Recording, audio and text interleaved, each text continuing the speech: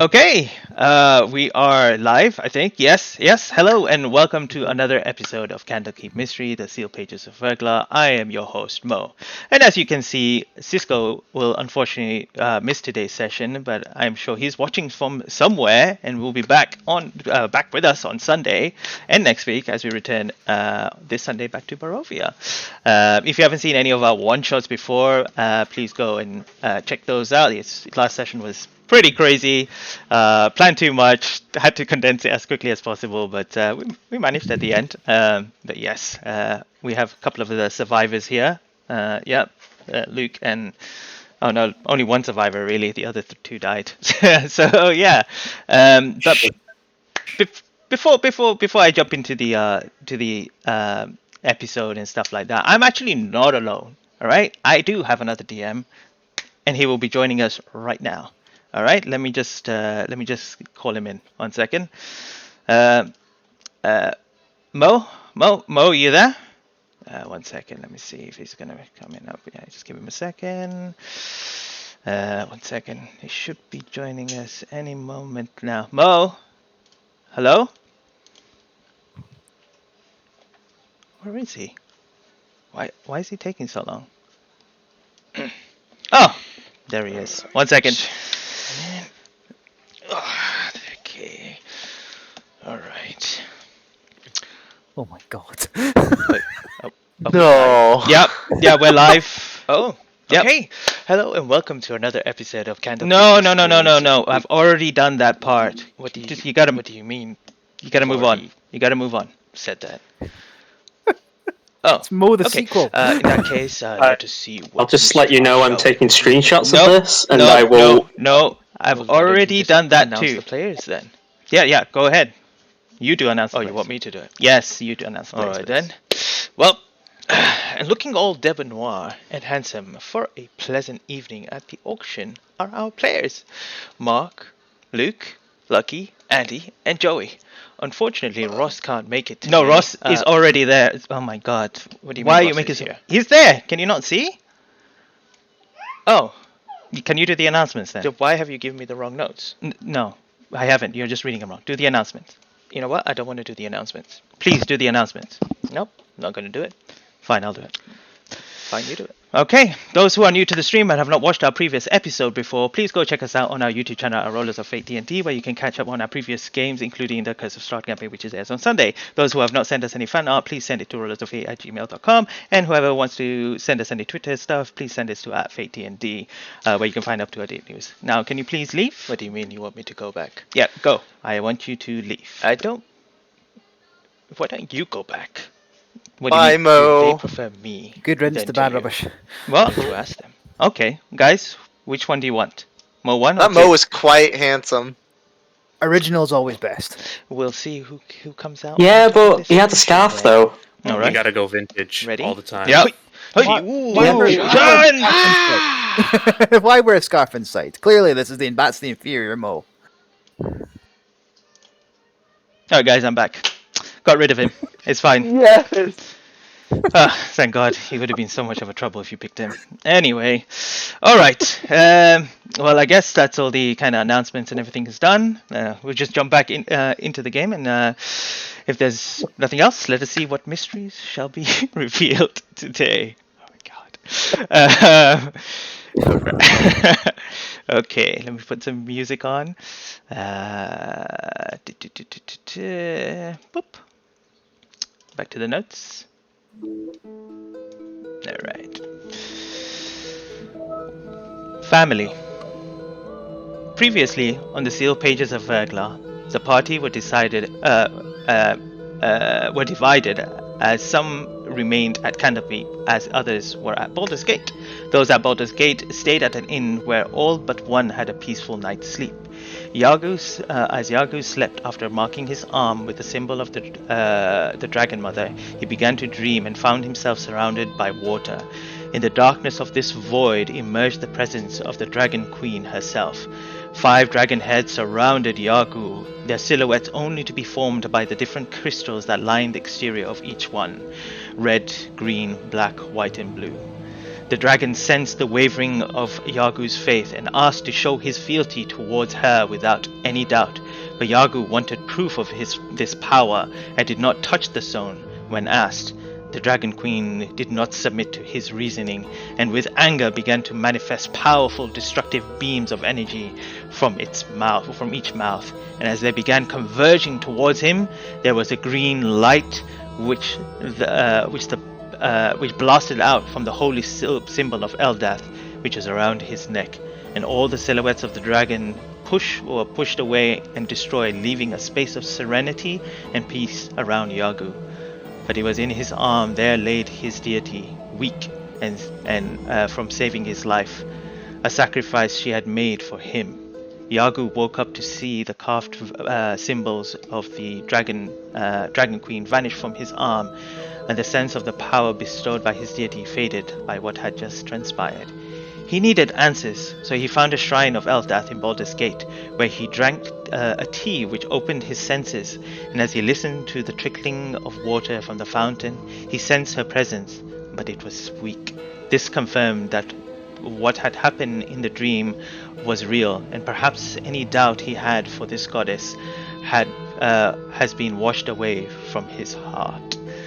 He was also given some Eldath space cakes, which he took.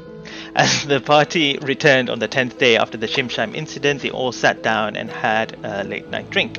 Ruan claimed the shield which he needed to deliver to Flintrock, where the blacksmith's niece, Bluebell Hammerbind, is living, while Errol was now contemplating on the information that he had just discovered and plans on what he wants to do next. As the party sat together, Ruan, Yagu, and Errol were filled in on what had happened to Bruce and Aki in the last few months, and as the moves became fragile from the conversation, Bruce encouraged Yagu to speak his thoughts. But before he did, Yagu wanted to ensure that he could trust those around him, and a zone of truth spell was cast. As it was Ruan he wanted to confirm his trust, and so Ruan did by saying, "I can't betray you. I won't betray you." Now that Yagu had the trust of the party, he revealed his intentions and what had transpired before. Many felt betrayed for what he did, but he assured them all that what he did was a mistake, and now suffers the consequences for not trusting in Eldath. Rowan slipped back into the common room from the party as the last bell rang for drinks. And as the rest of the party returned to their room for their night, they met the great leader Feminor Skevenback and the Candlekeep tailor Feldemir Bisset III, who had an arrangement with Grey to escort him to the auction upon Paradise Mountain in the Trackless Sea.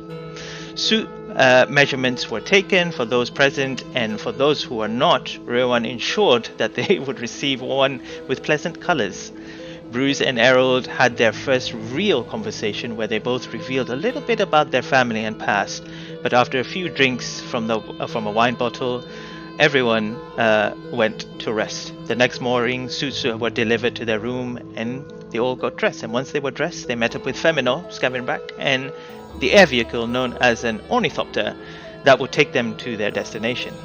As all things in Candlekeep, nothing is always as it seems, and as the party entered the ornithopter, it was bigger on the inside. After a few hours of travel, they soon arrived at their destination, which was far above the clouds. A large mansion made of white marble, golden patterns engraved upon it, a beautiful garden at the front and back, and a large pool of water that cascades off the edge of the mountain into the clouds below. Weapons were reluctantly checked in, and as they entered into the main hall, they saw numerous guests from all across Toriel, some species that may not have even seen before.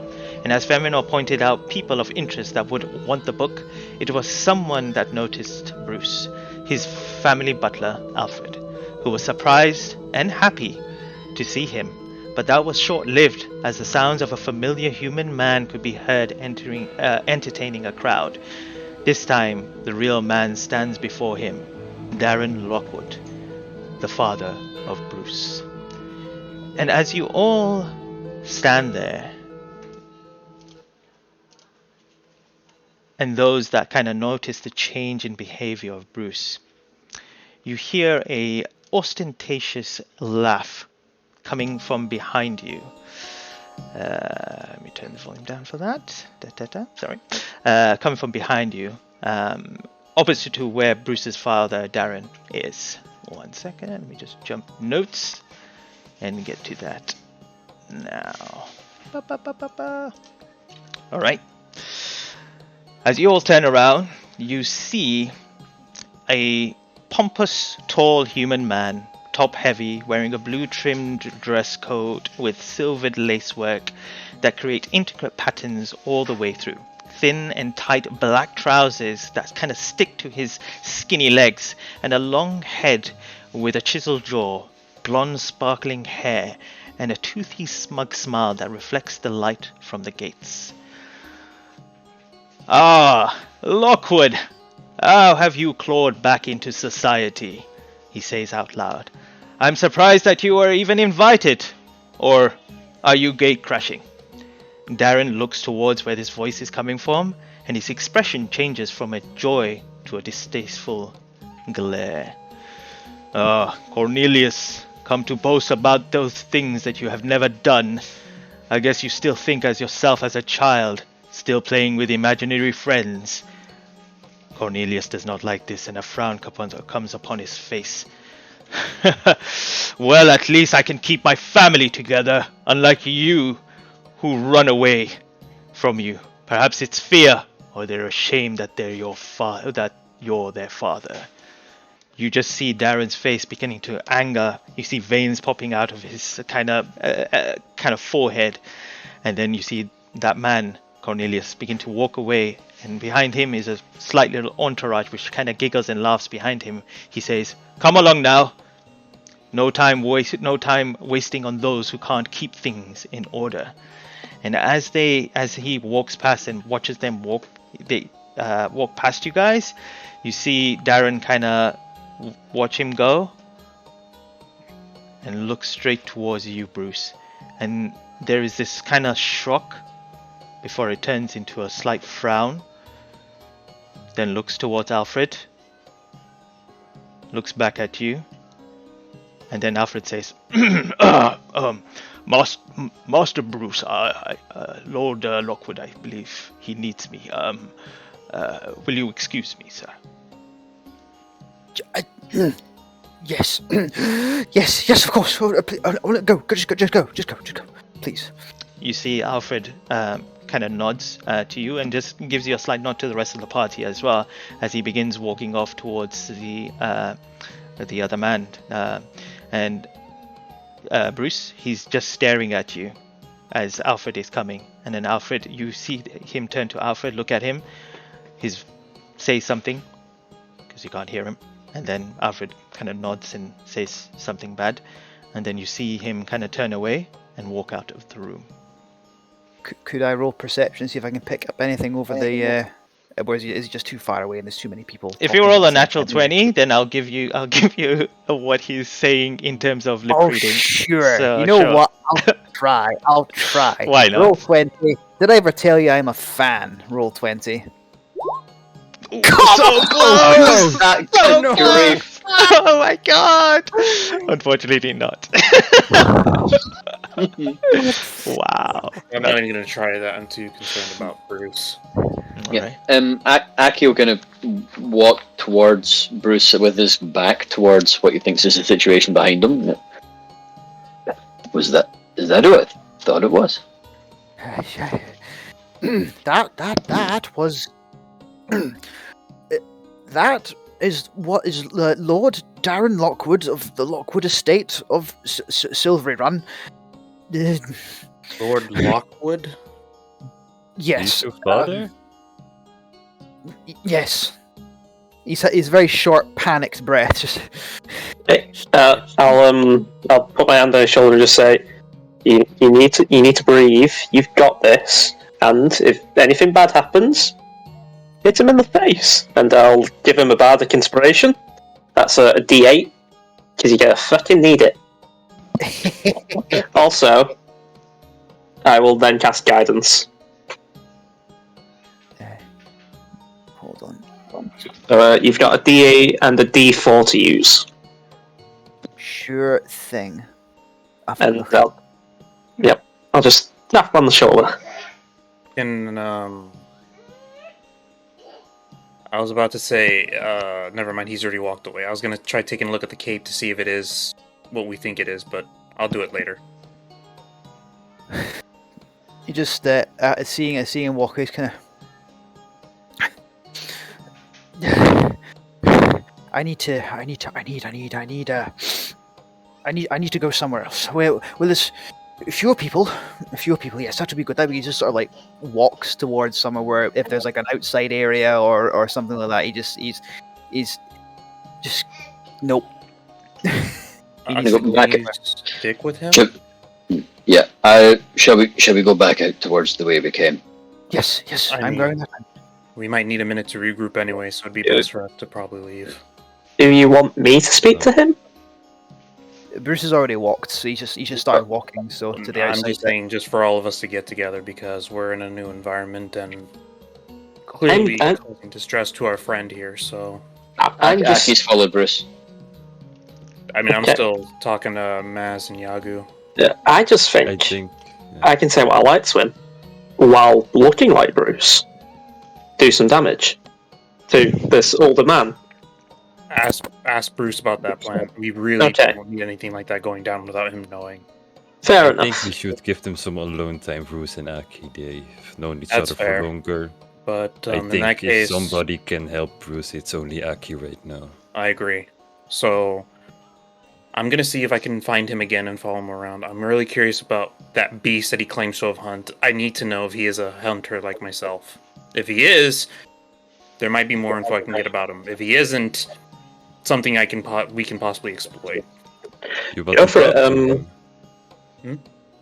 You actually want to talk to the father of Bruce? Not before talk. him, or- I prefer to not talk to that man. I get the vibe that he would not be a welcome conversation partner, but I get a good feeling I can blend in here, despite my hair.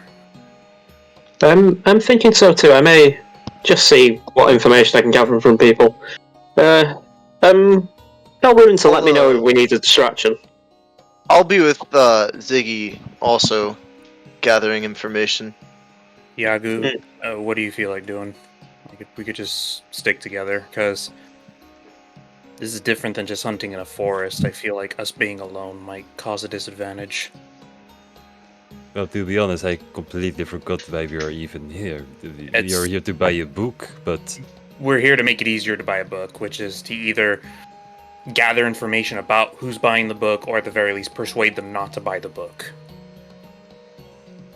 Maybe we and can I try. honestly have no idea how I'm ever going to do that with these type of people. They seem like they're of way higher standards of us. Come on, you can do something charming, right?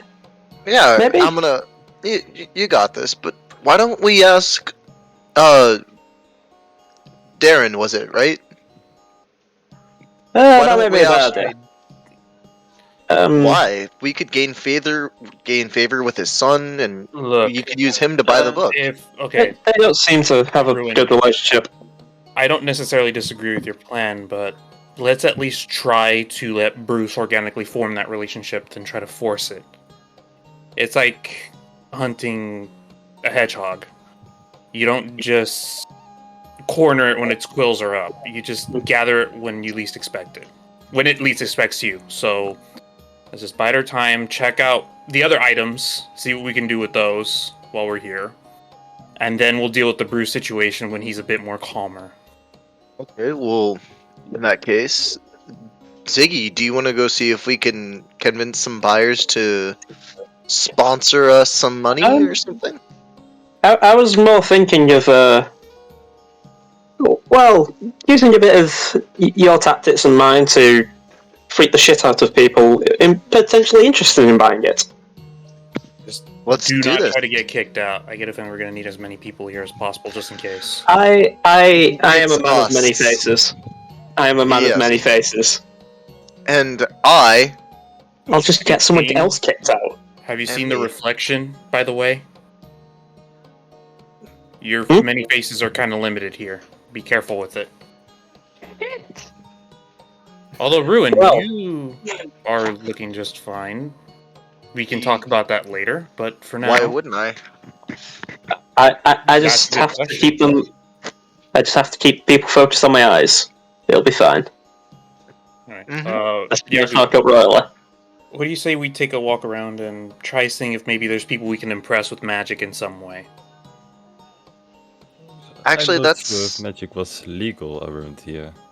Does magic even? Have we tried using our magic in this room? That's a you? good No. question. That's a good point. Telepathically, I'm gonna try and tell Yagu. Nice shell. Yagu. You hear What nothing. the hell was that? Are you gonna respond? Bruin, what are you What talking was the about? question? I just gave you a compliment. It felt more like a threat, but okay. Thanks, I guess, if that's... Did you way of not saying hear the compliment. voice in your head? Well, yeah, I constantly hear it. It's my own voice. It's not that hard to ignore. Are you okay? I'll Yeah. just chuckle a little bit. I don't think magic works here, guys. Well, gotta do this I- the old-fashioned way then. Can I mage hand tap Ruin on like the side of his face? As you do, nothing conjures. Ah, shit. Oh no, Bruce is gonna have a bad time. Yagu. In the Wait. meantime, Your just inspiration, pipeline- your inspiration did happen because that's your ability, Yeah, not your yes. spell though. Oh, wait, Yagu. does Oh, sorry. Go on. sorry, Alex. does this work? Guidance, and I'm gonna touch Ziggy on the shoulder. Do you feel better? Do you feel like you could do something? you felt touched. I feel touched. Oh, Maybe I don't this know whether works. it's good or bad way. I'm gonna use telekinetic blast on Ruin to push him 5 feet away. Now I'm just curious what kind of magic does or doesn't work. Nothing happens. You try to do something, but it just doesn't happen. Oh, I now I think see what we're you're talking next. about, Ruin. I think we're next. Well, you guys So- are. I don't really rely on magic as much as you guys do. Yeah, okay. Let's hope we still have our charm, hey? Look, uh, Yagu, Yeah? try talking around. Just make some friends, you know? You're a turtle. That, I think, will serve a huge advantage for you. There doesn't seem to be that many other turtle people. Everyone, I- everyone there, make a perception check. Sure. Yeah, okay. Normal perception. Ooh. Oh, Yeah, 23. Nice. Oh, nope. I noticed 23 nothing. squat. Yeah. Okay. All right. So the three of you, apart from Harold, you spot something. You see Feminor, Kevin, right? The great leader. He's currently face is currently red nose, cheeks are really red, and he's got a wine glass, which is kind of just half empty in his hand, and he seems to be hiccuping quite a lot.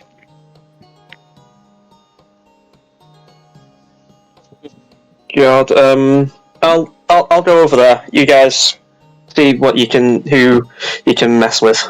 And I'm just gonna go to Yagu and say, I'm gonna go look for that guy and see what info I can get on him. I'll be right back. And can I just blend into the crowd, sort of, or just like kind of stealth away? I don't want to be seen by this guy if I'm gonna go look for him. Who are you going? That's what- If you're looking for Darren? Darren. Okay. Yep. Yeah, so he's left the room. We'll get to that in a second. Of course. And as you begin making your way to Femino, Maz, we'll jump back outside. So, Bruce, you step outside from the room. You see the guy, the person that checked you in, kind of look at you, kind of smirk a little bit from your clothes again, and just go back to his work. And as you step out, on the right there are stairs going up, and you just see the glimpse of your father kind of going up the stairs and disappearing. At that point, I turn away from that. I'm assuming if there's it's like a balcony sort of banister bit. He's just gonna sort of straight up this and just lean on it. Just kind of he's just digging the deepest breaths he can manage because he's in not feeling great right now. Okay, you come out of the room now. You're seeing him from behind. Do I see the coat check guy Yeah, laughing? No, he's not laughing. He looks at you. He's like surprised, and he's just like kind of. Aki will kind of go over and just stand beside him without looking at him. I'm guessing this is not expected. No, no, not even slightly. I don't. I know I've told you about. I know I've told you about my father before. I cannot emphasize enough that when I left, he was technically nobility, but it really was just an estate in the middle of nowhere. He wasn't getting invited to functions or anything of the sort, and he's here, and he looks to be the belle of the ball. People are fawning over his every word. We do need to maybe dig into how he came to be here, but why would he want to be here? For the social side? Or is he after something? It's been 11 years since I saw him last. You must understand, from what I remember and what I was taught, he may just be here because it is if indeed he has position and influence worthy of the occasion, he would have received an invitation.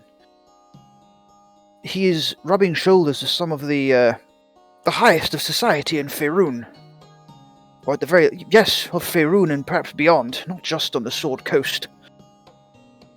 This is the sort of thing he dreamed of. Do you remember the upper city district of Baldur's Gate? All the very fancy people. Yeah. That was what my father aspired to. And he never said as much, but I often wondered if perhaps he fell from grace when marrying my mother. Perhaps that was the reason why he never seemed to cultivate a relationship as such with me, or I was such a disappointment in his eyes. There is no way this is made easier by his being here, but can I make a suggestion?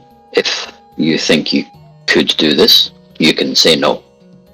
Ask away. You can ask me anything, Aki. He may be one of the few people who would know where your mother's clan was. Perhaps. Would he entertain giving you this kind of information? Or is this another arrow for him to hurt you with? I don't know.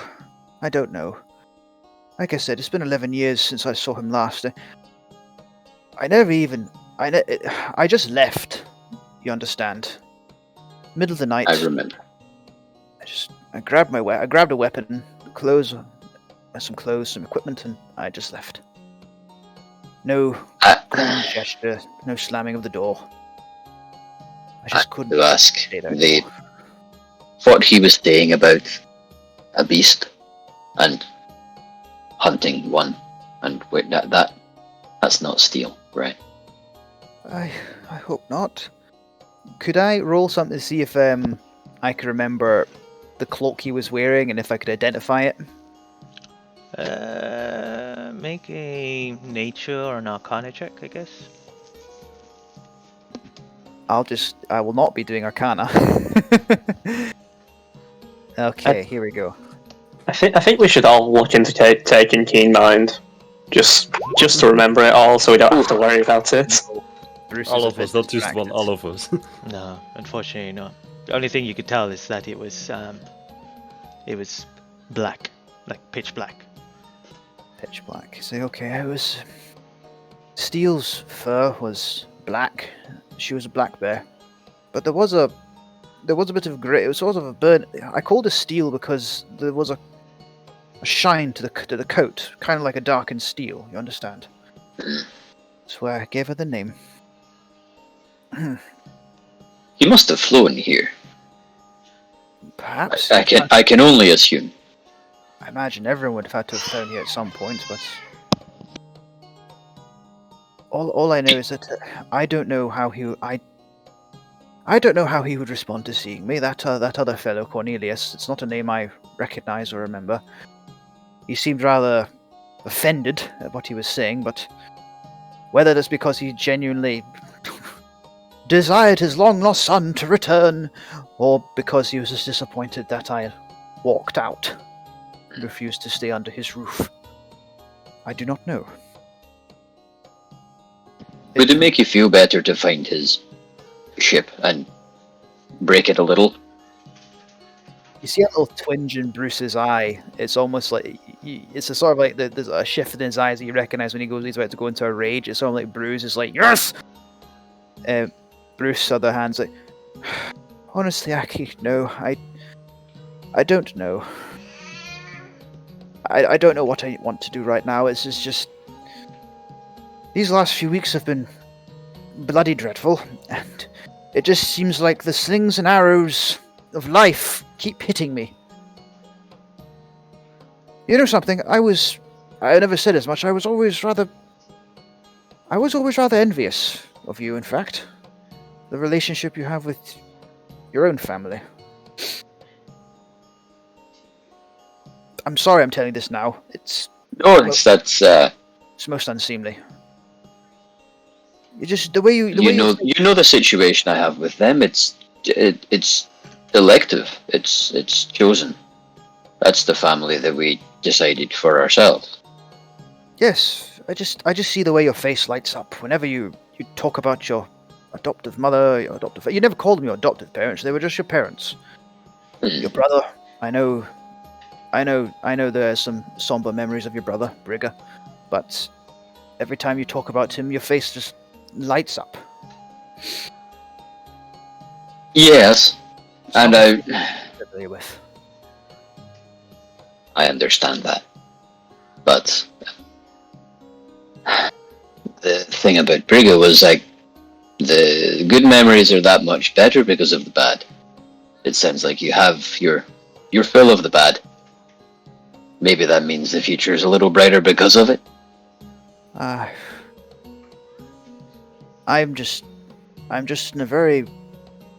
in a very black place right now. With all the recent events and now this, and it doesn't seem getting any easier. No, I understand. I never had the chance to ask you though. How are you doing recently? You seem okay, but I need to ask: are you putting on a brave front? You gave me, if nothing else, it gave me some time to fall apart for a bit. And if indeed that is the case, thank you sincerely. There were very few big lessons, life lessons in a caravan. Lots of small ones. Lots of people think they know the answers and they then tend to wander off. But there always needs to be somebody who knows the next step, even if it's leaving town. So I'm okay with being that on occasion. It hasn't been easy recently, I understand. But I think maybe you have just a little more than everyone else. It's a good thing you're stronger. I don't feel particularly strong. But, Aki, just so you know, Bruce did make an appearance the other night. Errol talked to him, actually. My suspicion was correct. Bruce feels like it's his fault what happened. He deeply the waves of shame I was feeling. He feels ashamed that of what happened. That he made the decision. He gave her up, and feels that every time he was or we were called a brute or a beast, that decision has just justified those attacks. He fought so hard and it came to nothing. Part of him wishes he had died then. And that makes him feel worse because then, well, I would have died. If we'd stayed and fought, we would all have died. He saved my life, bro. He did. I know he did. But again, that might be that's why he's torturing himself, I feel. There was no other choice, but he still made the choice. He can't seem to get away from that.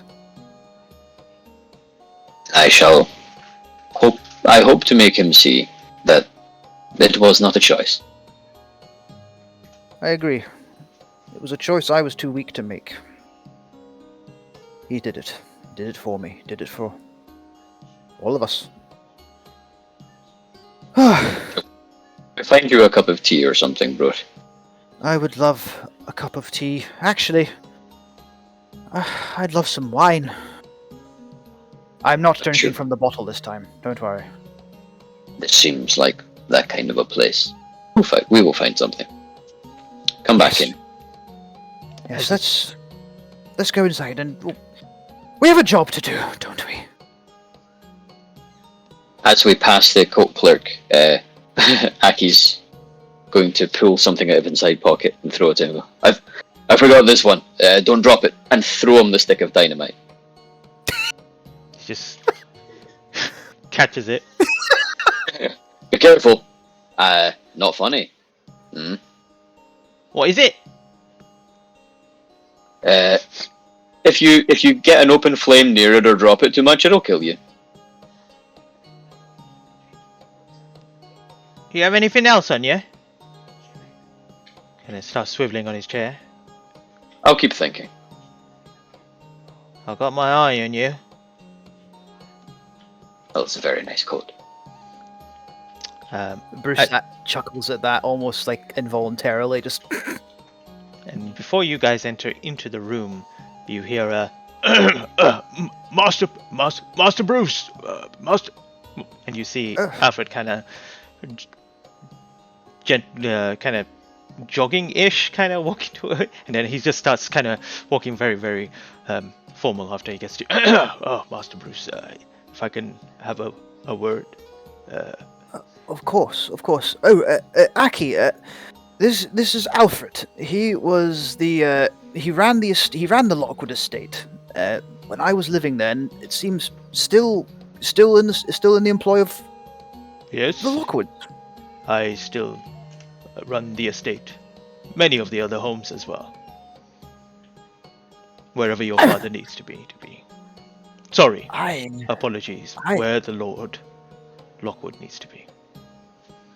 You don't need to stand on ceremony on my account, Alfred. And this is my dear friend Aki Flummercaster. Master Flummercaster, nice to meet you. Alfred? He kind of nods and stuff.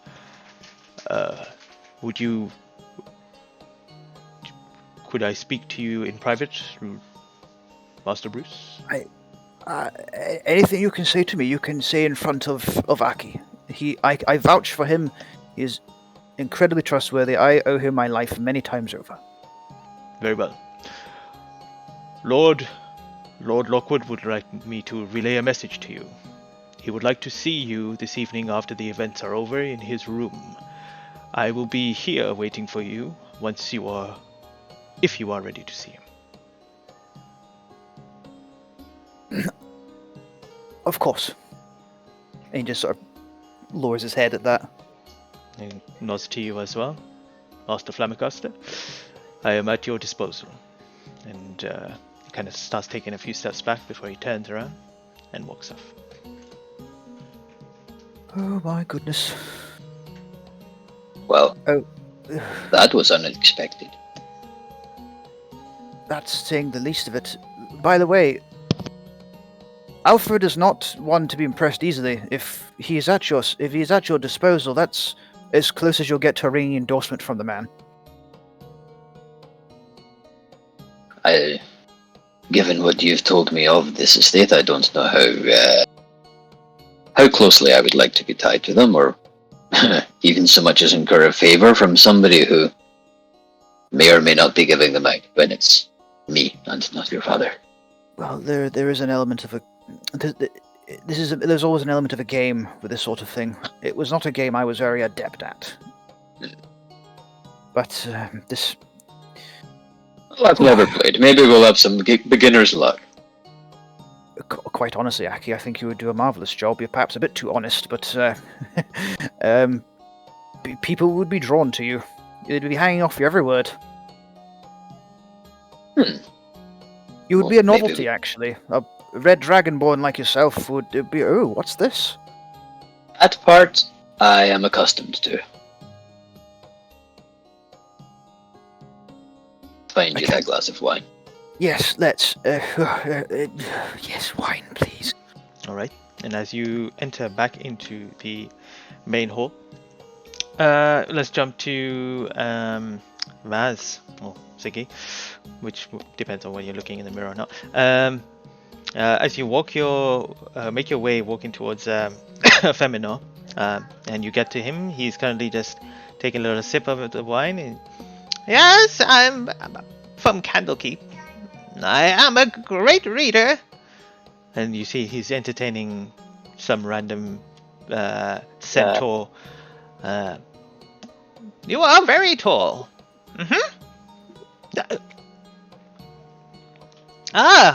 Maz. Was it Maz? Whatever you like. Femi, are you okay? Femi. No one's called me Femi before. Yes, this wine is great. How much have you had? Half a glass, I think.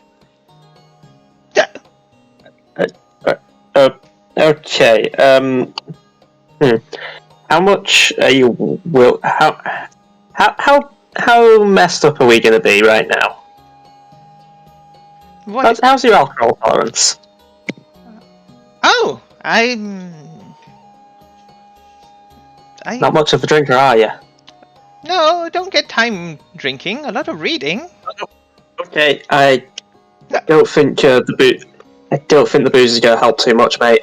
As you talk to him, you see the centaur uses this time to slip away from him and kind of walk off, and he's just you two now. Right, I need to know, who do you think's easiest to scare off with this book? What about that Ollivander guy? He seemed. You've got any dirt on him? No, I don't know anything about anyone. Just go and speak to them. Tell them not to buy the book. Okay. Anyone in mind you want me to lean on? Well, the people I pointed out before. The Ollivander guy, the twins. Okay. Yeah. The GIF over there. Oh, and that gentleman, that Cornelius, who stepped in. And you notice something. He hasn't stuttered at all when he's been speaking to you now. Okay. From his usual stuttering that he does. There. Okay, so Cornelius. Takes a little sip of the wine.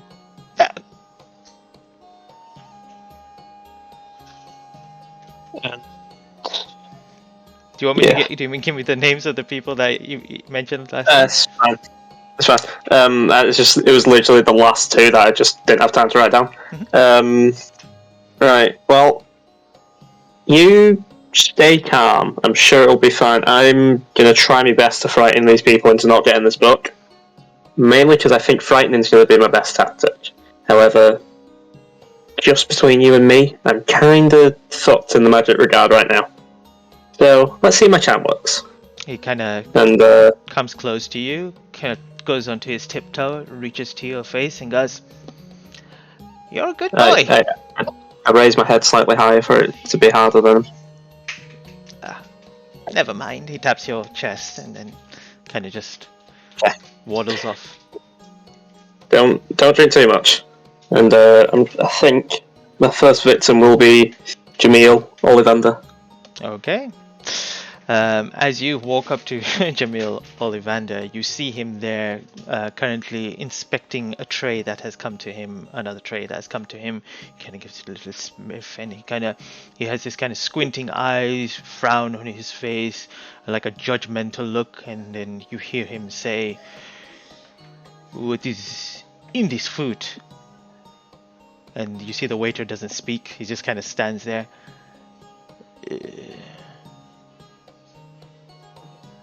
Oh, it's completely dreadful, isn't it? And he kind of turns to you.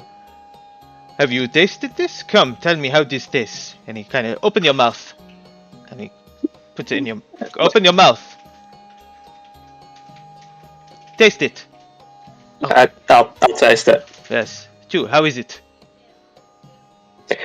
Honestly, for a party this big, with people like you, they should be catering so much finer food. This is honest to God. Like this is basic. What are we? Come on, us two. We know the finer things in life, and this is not it. It's on the bare minimum. Do you know who I am? Oh, Does his hands. I know who you are. You tasted my food? I've tasted your food, yes. And can I say, this needs the quality check that you can provide. Make a deception check.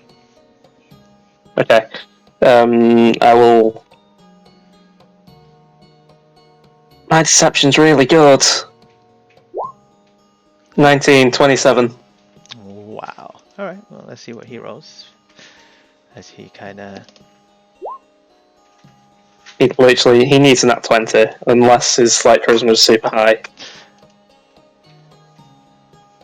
He can't beat a 27. You've tasted my food. Very good, very good. Yes, you are absolutely correct. This food is not on par with what I have been able to cook before. I should have been the one catering for this place, but I guess they did. I did send a request, but they just denied it. They said the food will be as appropriate to everyone. But honestly, I have to be careful. I did hear about that rival business. What was his name again? Roomsy, whatever. Roomsy, was that it? Yes, and that is why I'm here. That book. Once I take it, I will burn it like I burnt every of his original copies. Oh. He only makes this one book every now and then. He's like some sort of fancy painter who can go around making paintings only one of a kind and get lots of money for it. He does. Are we talking about the same person? Yes. You're talking about the book that is being auctioned for, the idiot sandwich one. Yeah, honestly. I only wanted to burn it. What a waste of literature though, like. Why, do you like his literature? He kind of starts frowning a little bit. It's funny to just read and laugh at. You think, what drivel someone could write. It's beautiful. It's honestly it's a work of beauty just to take the piss. Just to make fun of it. That's why me and my friends were looking into getting it. Do you know? It would be such a waste to burn it when in reality you could just make fun of it. Have it on your mantelpiece and just, keep it as if it was a beast that you've taken control of and just toyed with. I wouldn't look into burning it. I would though. You have given me like food for thought. I like that. But I've burned all his books. I will burn his one once it comes. But you know what I detest about his writing? The one thing that really annoys me is the use of milk. It upsets me so much. It's honestly, there are different ingredients, aren't there? But the milk is the worst. That reminds me. It hurts my stomach so bad. I don't know why people use this. Have you had a drink yet? Because I swore I tasted that. You know what you should do? You're a man of great stature. You need to go throw your way around in that kitchen. They are not playing to your standards. I think you can do this. Make them serve some great food. Make a persuasion check. Alright, my persuasion's even higher than my deception, by the way, and if this doesn't go well, I will burn an inspiration. Asking for a nat one now. Double nat one. Never mind! Natural 20. You know, you are absolutely right. They know might what? hire me. I will make sure they have my food. Yeah. I will take all the milking ingredients out of all the food and make sure they serve better food. Yeah. So I will though say, I think our little acquaintance we were just talking about, I think he's also here too. Because honestly, that seems like something he'd serve. Maybe you can go sort him out. I think you can do it. What is your name? You have given me so much passion and influence into doing what is good for food. Maybe I could hire you. You can be my The name's sous Masrian. chef. Masrian. I could not. From where? Name's Masrian, but I'm from Vermilion. It's a small town ways. Never heard. Ways, but it's a sort of small town. But I'm more of an inspirational speaker rather than a cook. No one can compare to you. But I will say, you need to show the kitchen staff that. I agree. Yeah, Alright. you should not take no for an answer, even if I just never don't take no for an answer. I was going. No, you don't. I will return for this book. Okay. Where's the kitchen? And you see him kind of turn around, looking for the door, and he just starts kind of wandering off. Right. Now that that's happened, I'd like to find security, like some form of security. Okay. You look around. There's actually no guards or bodyguards or anything Well, like that at the moment. I'd like to at least quickly find someone of like some form of rank and just kind of The only point it at. Yeah, the only person that you've spoken to that's spoken back to you is the front guy at the at the front desk for now. So I'll go to the front guy and say, there's some madman just hating on the food, and I think he's gonna go attack the kitchen staff. I think you should really go sort it out. I think his name was Jamal. Honestly. He looks at his paper. Jamil Ollivander. He was not happy, and I think he's gonna cause some damage. Oh, well, thank you for letting me know. All right, I'll go check it out. Yeah, I'll send someone there immediately. All right, thanks.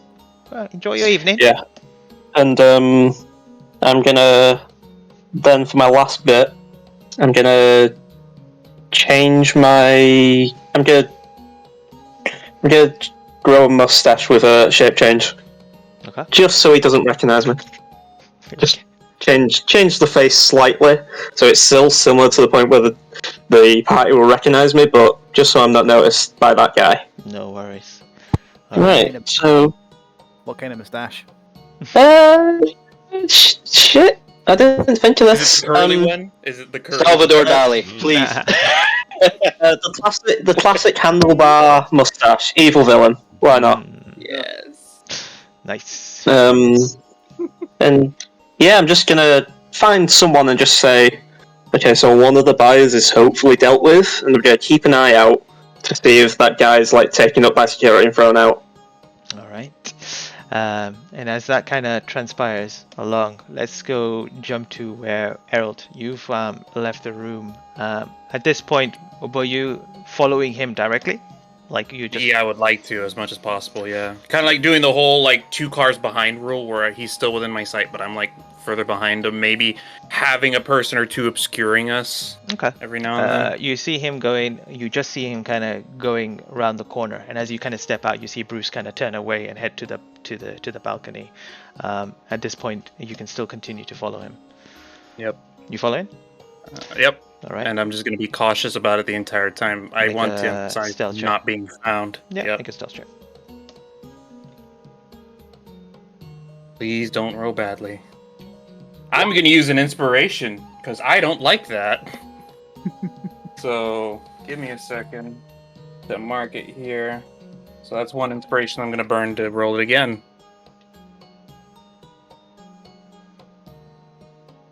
That's better. Okay. You begin to follow him. He takes the stairs upstairs round, which turns into kind of like a corridor of rooms for a moment. You follow him down one of these kind of corridors where there are again another set of stairs, and he goes up those as well. And as you do, you hear him say something like to someone. And as you kind of get close, you see that there are two what look like guards just kind of standing there, letting no one through to the second floor. They see me already at this point. No, you spot them, but they didn't spot you. So, okay, is there any way that I could possibly just kind of shimmy around like against a wall and like shimmy around them, or no? It seems that the only Actually, Mhm. forget that. Like, can I just kind of go up against the wall, kind of blend in with the wall, sort of, and possibly overhear what he's talking about? If I don't have to get any closer to overhear, then can I Well, try you that? hear what he says to them. He presents his name and then presents a room number. Then he shows them something and they let him through. And memorizing the room number and that he showed them a paper, Harold is just gonna make his way back, retrace his steps back to the group. And as you do, no one seems to be anywhere about where you've been. And as you step back in, or I don't know where you're going from here. I was gonna see if I could find Yagu and see how he's doing. I want to keep tabs on the party if possible. No worries. Yagu, what are you doing at this point? Yagu would have noticed that everybody would have left him. So he probably you mentioned like an hippo creature. A GIF, yes. The name that was mentioned was Bipondius Limont? Lumar. Something like Limar. Lumar, yeah. Okay. Do I notice him from where? Do I see him? Yeah, you see him because they are very big and they're very shiny. They're wearing a lot of jewelry from top to bottom. Bangles that link with golden chains, the earrings as well. Some of their teeth, well, the 4 teeth that they have, they are made of actually diamonds. So. And is he like crowded? Does he have anybody around him, or is he standing alone? You see a couple of people kind of following him around. They just seem to be just wearing kind of like suits as well. No one seems to kind of be following around like an entourage or anything like that, but they are just these 2 people, kind of probably his guards, bodyguards of some sort or something like that. One seems to be some sort of human. They both seem to be human. You can't tell if there are any other species, but from this distance you can see that they're both like human. And then I would go to the people that Bruce's father talked to when he was talking in the circle. Are they still around? They're scattered around here or there. You spot some of them that were speaking to him, yeah. Well, I would like to go to one of them. No. Hello, do you mind if I ask you something?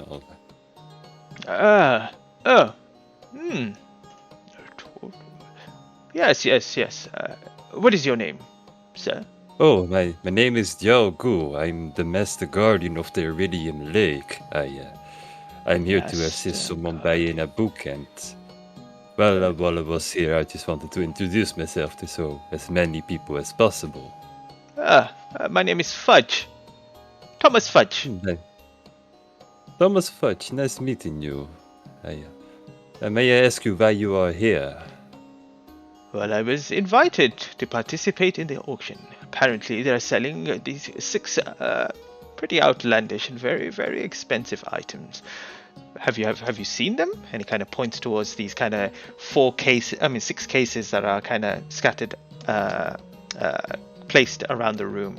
They're in like these containers. There is one big container, and then there's these kind of 5 smaller containers as well. I have my eye on the acorn.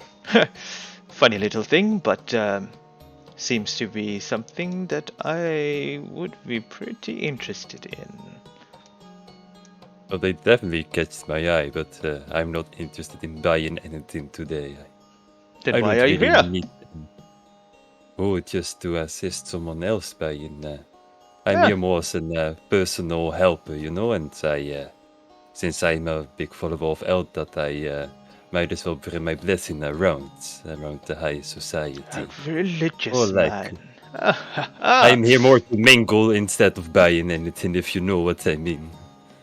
Very good, very good. Elvis, I do not know of this goddess, actually. Tell me more. Oh, she is wonderful. She's quite well at blessing certain waters to cure them from curses or diseases, or even help wounded creatures, patching them up. Well, do you want to know a little secret? Our host today is actually a celestial being. Isn't that quite interesting? Oh, that sounds wonderful, to be honest. I can't wait when it all starts, but... Yes, yes. Have a look at all the other items. Probably you may change your mind if you see something that you may be interested in. It's nice meeting you, Yagu, is it? Yes, it is. Also, nice to meet you, Mr. Fudge. Also, I noticed you talked to that orc earlier. He is quite a spectacle, isn't he? An orc? What orc? A half orc? Half orc? No, I did not see no half orc. I haven't spoken. Hmm. I did see a half orc with pink clothing earlier. Quite strange clothing, but. Wait, just on top of the table, wasn't Alfred an half orc? I No. thought he was. He's human. No, He's okay, a human. Then he was just human. Oh, okay, Yeah, then I completely failed that. This is the gift, by the way, right? No, he's just talking to a guest. Random Oh, guess. okay, sorry. Well, I mean, like the gentleman with the nice purpley clothes, he was quite mentioning about it. He of beastie slaying. Ah, you're talking about Lockwood. Yes. He's a close friend of mine. We've been doing a lot of business throughout the years. Yes. Well, I was always curious. I actually wanted to talk to him. I've heard a lot about him, and Oh, you have? yes. Well, I hope only good things. He's had a little bit of terrible fall a few years back, but he's made his way back with his tenacity, and yes, very good businessman, really. Oh, it was lovely talking to you. Thank you for your insight. No worries. Oh, I hope to see you around, Yaku. And your goddess was Eldath, correct? I may do some Yes, reading indeed. about that. Oh, thank you. See you around. I will walk away. Do take care. And he See kind of ya. turns back, speaking to other people, drinking his wine. At this point, I'll probably see Harold's walking back into the room, and I will walk towards him. Hi, Yagu. Hey, So, bit of a problem. Getting to him will be a bit harder than I thought. why so? Well, I did manage to get to a certain point where I guess he has his own private room. I guess the house people here, but he was talking to some guards and he presented his name along with a room number and I'm assuming some form of identification. And he was let through. And rather than risk any sort of confrontation, I decided to come back here and see what other guests we can speak to for now until maybe someone else who's staying there, then we could see if they have anything to offer for getting through that section of this place. Well, he seems to be of very high regards here. Like, I've spoken to some people he spoke before, and they really anticipate a lot of him, so... See, do wonder if he's as good as hunter as he claims, though.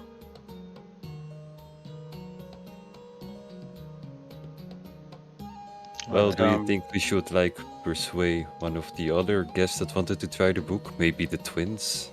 Yeah, we could go talk to the twins. If you'd be Okay, down, then. if you'd be up for it. Yeah, why not? I don't really feel safe talking to that elephant person. He seems a bit too big for our taste, you know? Yep. Real paranoid type, that one. Alright. As you both make your way to the Yuanti twins, we're gonna jump to Ruin. Ruin, what are you gonna do?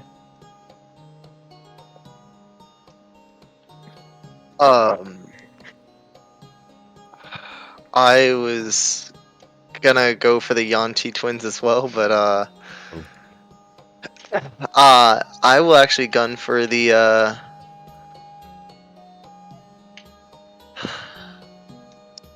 who appears to be the richest one here? Like, who's boasting the most? Probably the hippo guy. The GIF, yeah, definitely. But you also have the pompous man Cornelius also looking around as well, who had mocked the Lockwoods, Bruce's father. Then I will go make conversation with Cornelius. All right. But as I'm going up, I'm just gonna.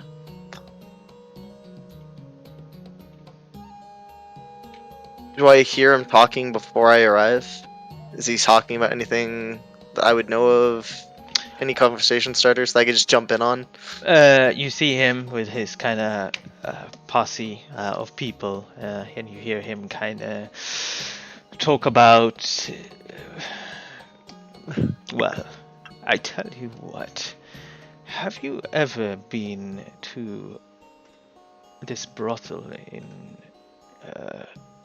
the town? You know, the rich town that I was talking about.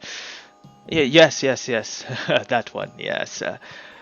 Yes, apparently the woman there who owns it. Yes, she's a bit of a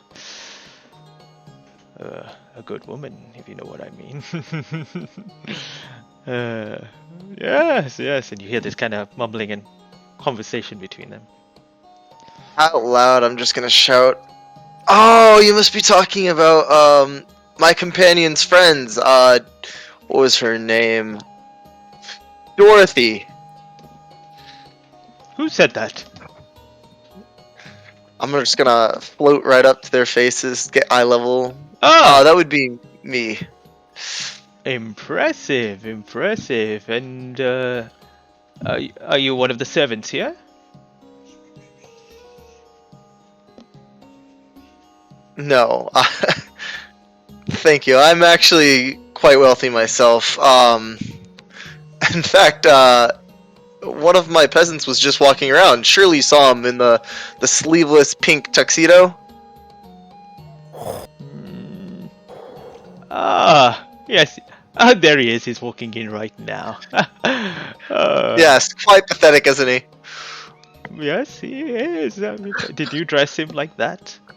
Of course I did. And if you saw the other one in magenta, you would go crazy as well. He's got quite bright green hair. They're all quite interesting, but I chose them because even my peasants have to look interesting. Indeed. Your name then? Oh, my name, and I'm just gonna bow. Ruin Synergy, at your service. Synergy. And your business? What do you do? I'm a tradesman.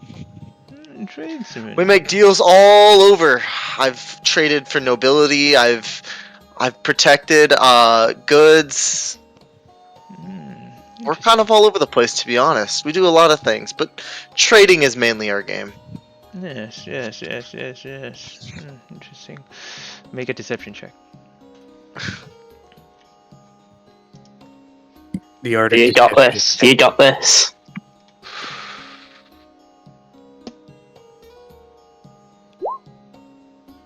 Oh, come on. Even with good charisma. Inspiration. Just use it if you want to. I have those. Okay. So I'm keeping track of my inspirations. Serves you right. Serves you right.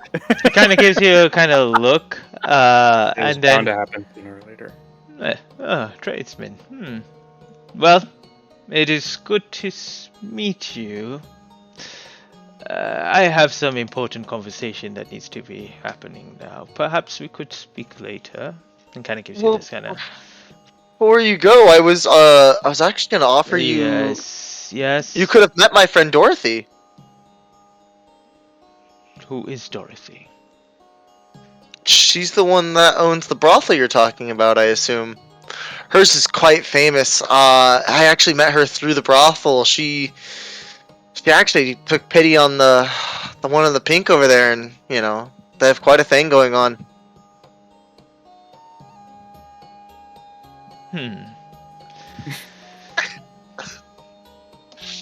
Make a deception check with disadvantage now.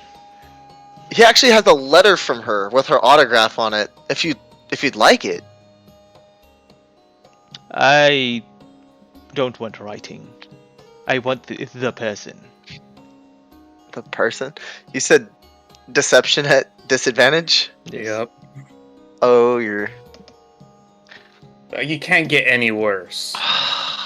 Can I use an inspiration? Can I use my last inspiration to make it even?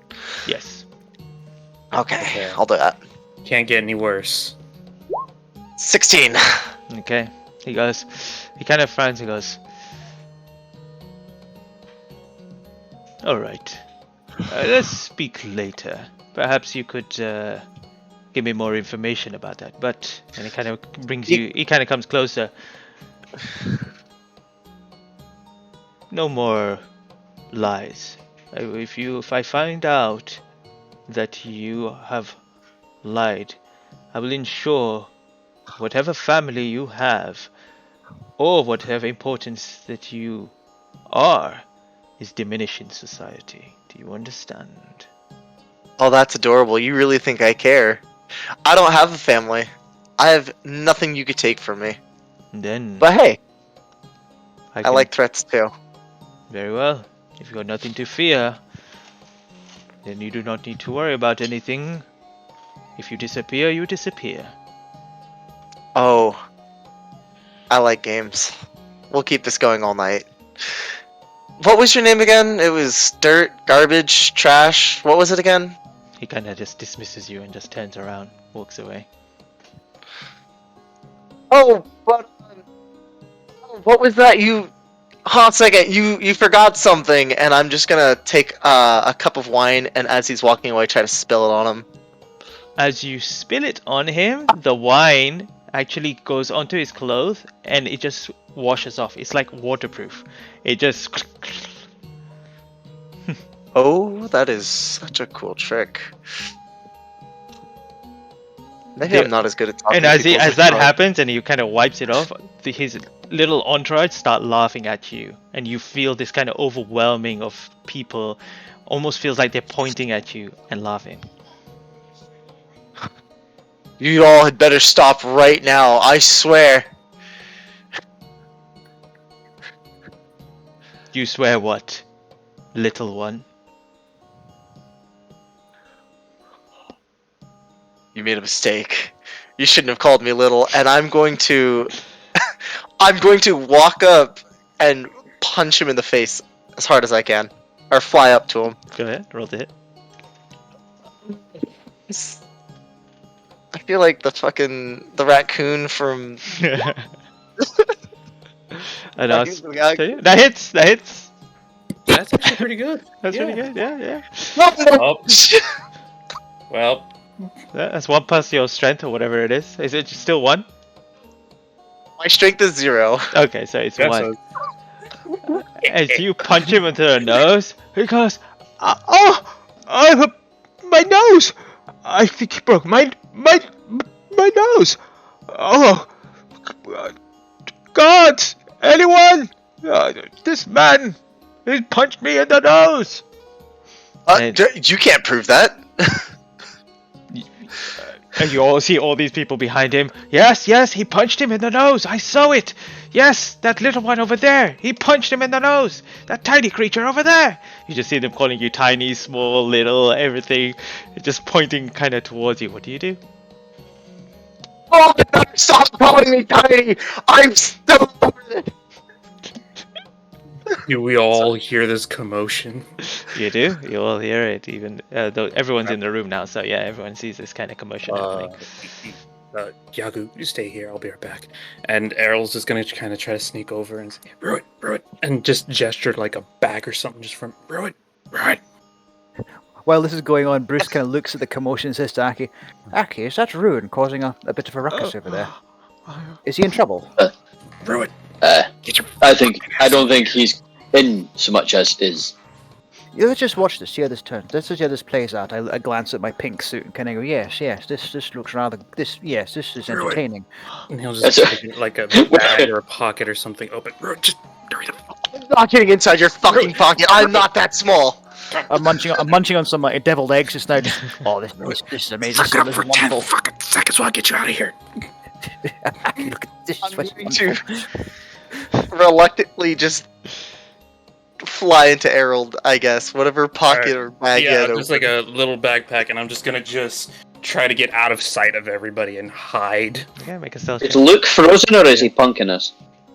Who? I'm frozen. Oh, he's Sorry, I frozen. keep talking. I'm really sorry.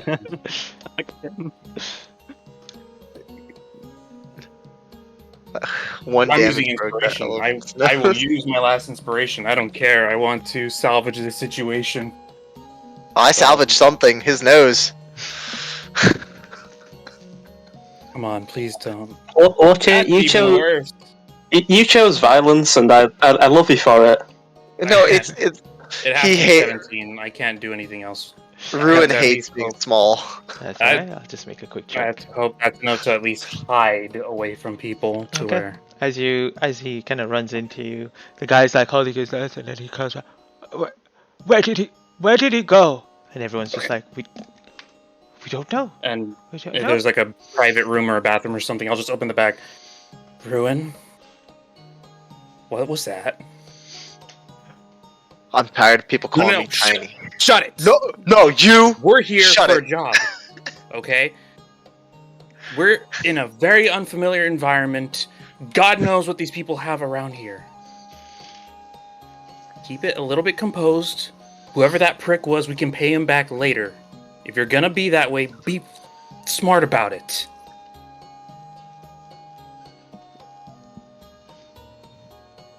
I'm done talking to you right now, Errol. You're welcome, by the way. You close the bag and then walk out the room.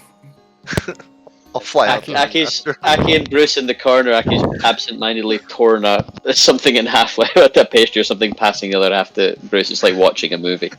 Oh, I feel much better today. Errol's just like doing I- the like pinch thing. Can I do a perception check or anything to see if there's anyone else that might be private security or look like they might have snuck a weapon in just from our vantage point while they're not paying attention to us? Yeah, make a perception check. Come on. Yeah, not so much. What a cake! What a cake! Okay, Errol's just gonna go back to Yagu. Sorry about that. All right.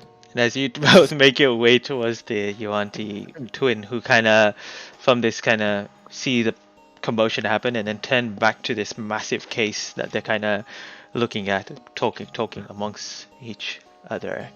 As you approach, they say, "Perhaps we should buy this one, brother." "Yes, maybe we should, sister." "Well, where would we keep it? Perhaps in the house?" "Which one, sister?" The third one. We have space there, right?" "You're right, I think we do. We may have to ask." "What about the other items?" And you see them kind of shuffle kind of past them. There's only one other person kind of standing a little far, kind of watching them. They're wearing a kind of almost like an Arabian white clothing. They don't have any weapons on them or anything like that, but they're this kind of got their face covered. Is this woman? Their eyes are kind of look like they've got a little shine to them. Maybe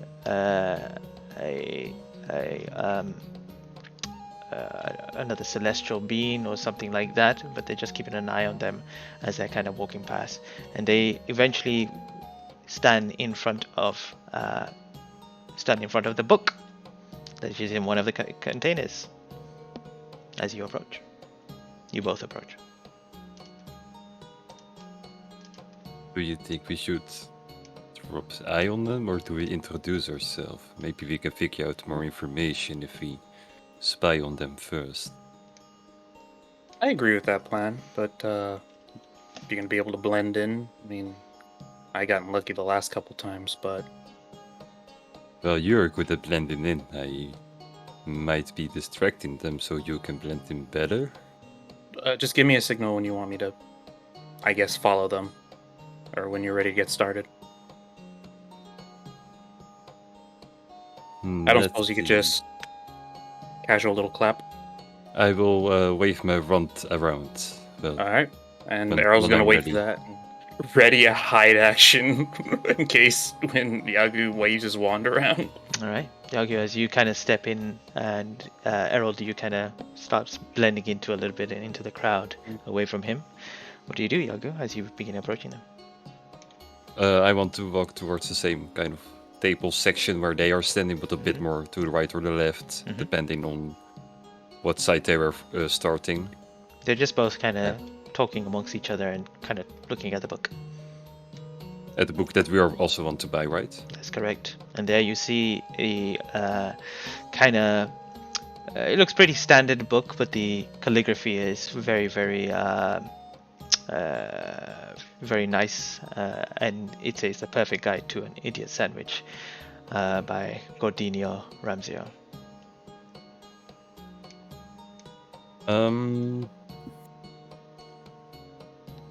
As Choco would look at these books and he will like try to get kind of their attention by just pretending he has a cough or something like and he's waiting for them to respond or anything. Do they notice him? Nope, they just continue talking, and you hear them say, "What about this book? What is it about, sister? I'm not too sure.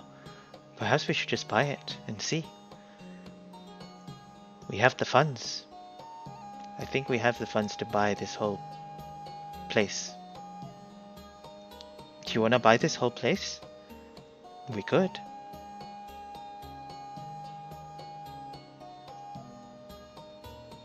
Do you do anything else?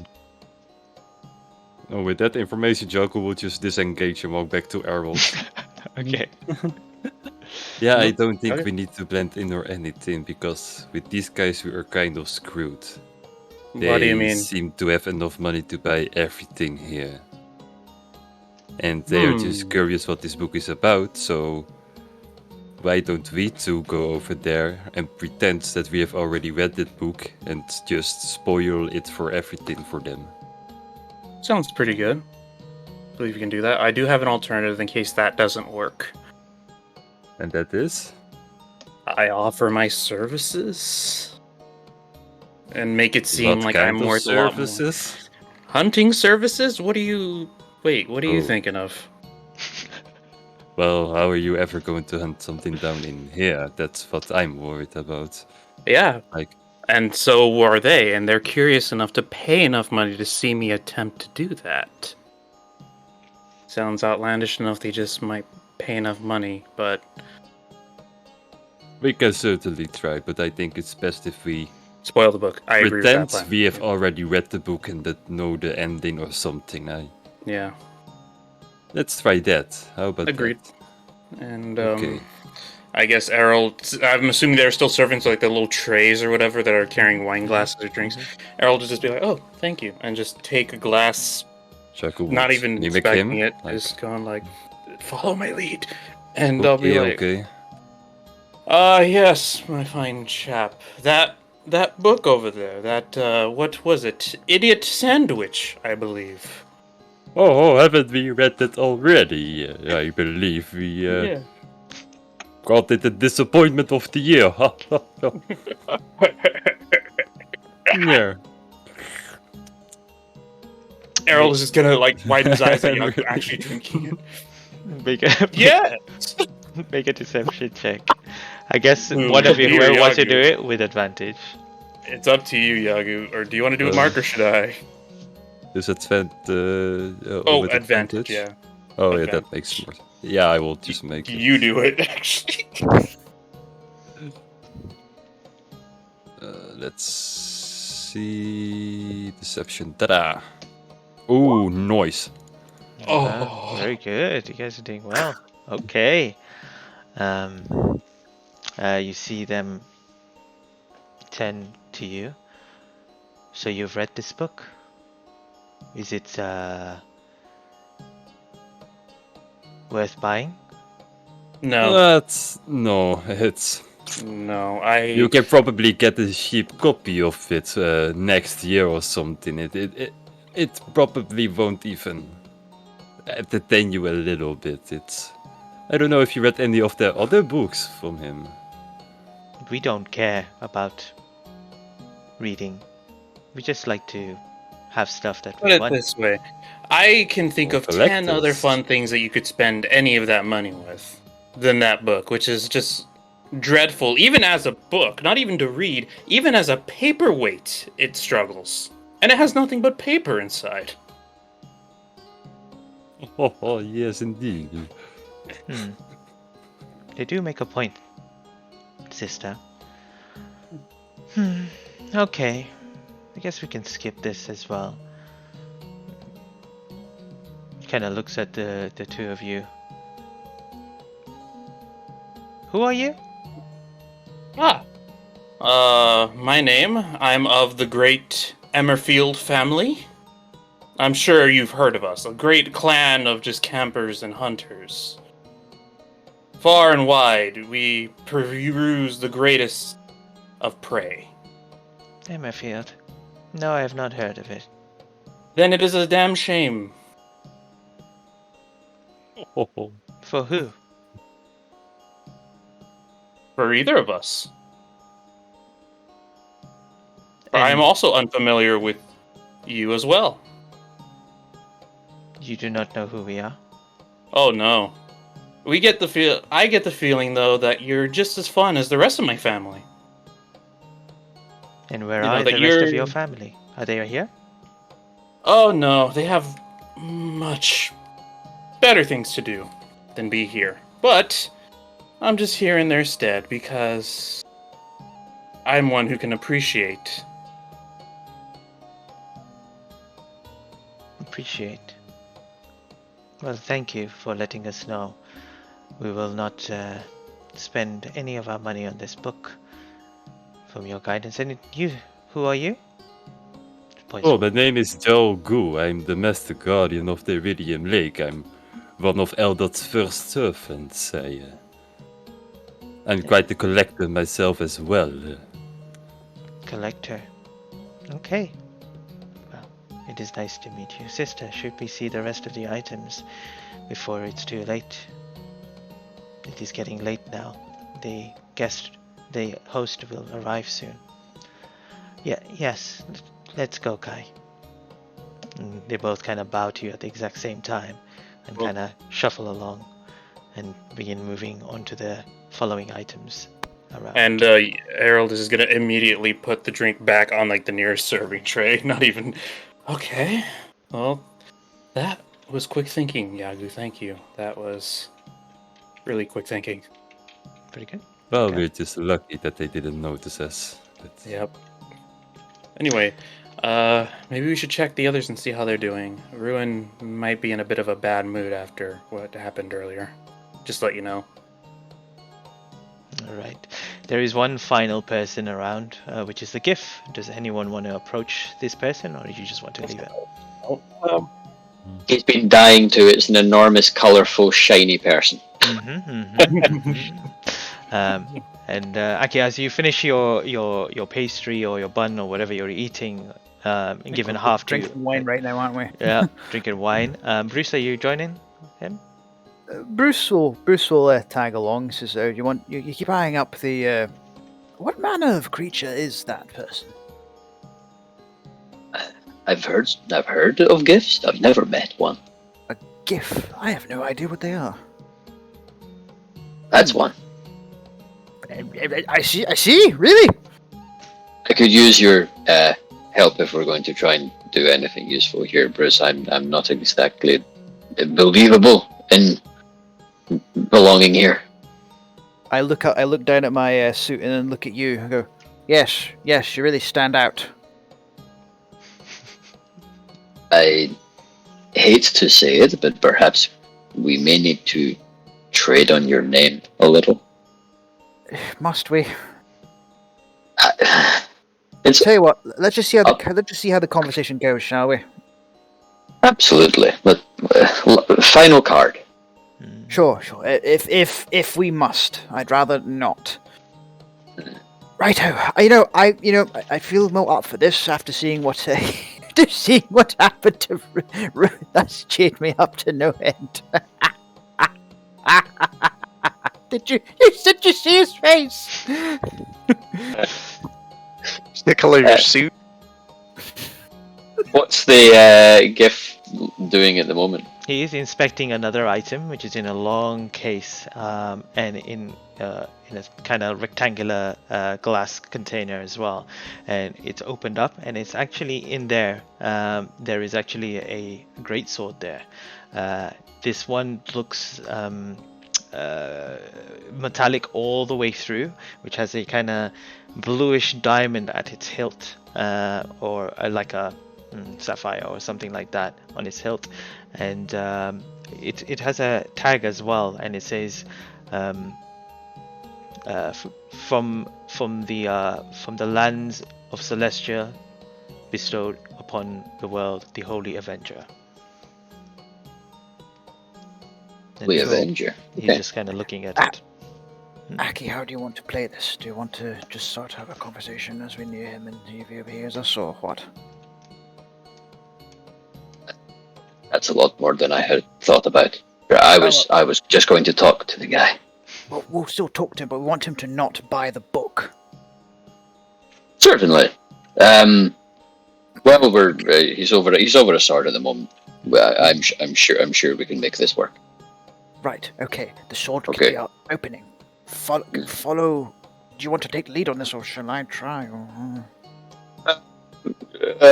Save me if I make an ass of this. And Aki would just start kind of striding up to What ho? beside the gift to look at the sword, not engaging directly.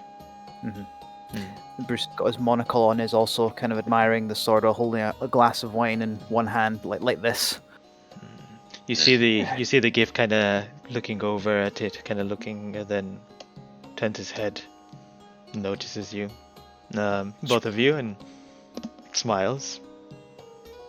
You have your eye on this one too, do you? Well, I have my eye on anything that shines this brightly, which is how I noticed you. Do you like? I like to wear jewelry. It's something that I am fond of. I do not know. It just makes me feel worthy to have confidence in myself. Aki, you've found a kindred spirit in this gentleman. I've always enjoyed things. They make me feel better. But it's fun if they do things people don't expect them to as well. Yes, I agree very much. I am Bipondius Lumar. They call me a relic acquirer. Who are you, interesting Dragonborn? I'm Aki Flamacaster. Of nowhere in particular. But Nowhere in I've- particular. I much prefer to be where I am now than where I used to be. Don't we all? And what about your bright pink friend? I do like Look- the color you've Bruce? chosen. There's a little twitch at his eye at the mention of his pink suits. He puts a smile and says, my name is Bruce, good sir. I am an endless disappointment to his father. Bruce is a great wielder of such weapons. He has a great sword which differs slightly from this one, but does possess particular qualities which he makes great use of. Well, I know a little about this one. This one has some sort of radiant energy within it, and whoever wields the sword provides a small shining light. I know many that really want this sword, so if I acquire this, then it would be a good thing to either have as well as sell. I have my eye on a few other things here as well. One of which is probably... Wait, you're not here for the... Will you be buying any of these items? I do not want to tell my competitors much about... No, that is not the capacity in which we are here. But, So, what else are you interested in? Surely something this fantastical is not enough for the day. No. I have my eye on that. And he kind of points to another kind of small thing. In there is a pegacorn horn. Yes. Oh! We've met one of those! We have, didn't we? Did you know, good sir, that pegacorns are in fact able to speak to you? They possess the power of speech. That is interesting to know. Well, that horn, perhaps you don't know about this, has the power to petrify and unpetrify things. Powerful creatures, those things are. I'm surprised you even met one. Well, it was, we knew its previous, I hesitate to say owner of such a creature. Companion. His previous rider, a celestial. I think he was. Do you meet many interesting things on your travels? Naturally, look at me. I've met you today. I met the celestial a number of days ago. You see, he seems to be very, very curious about when you told him about the story of the pegacorn. He seems to be kind of interested because from the way he's reacting, it is pretty rare to even see or speak to a pegacorn. So for him, he's quite interested in this information. And he goes to you, well, Aki, Flamacasta, and Bruce. I am very happy to have met you. I am also interested in that book. Perhaps it has a delicious ingredient or a recipe that I can use.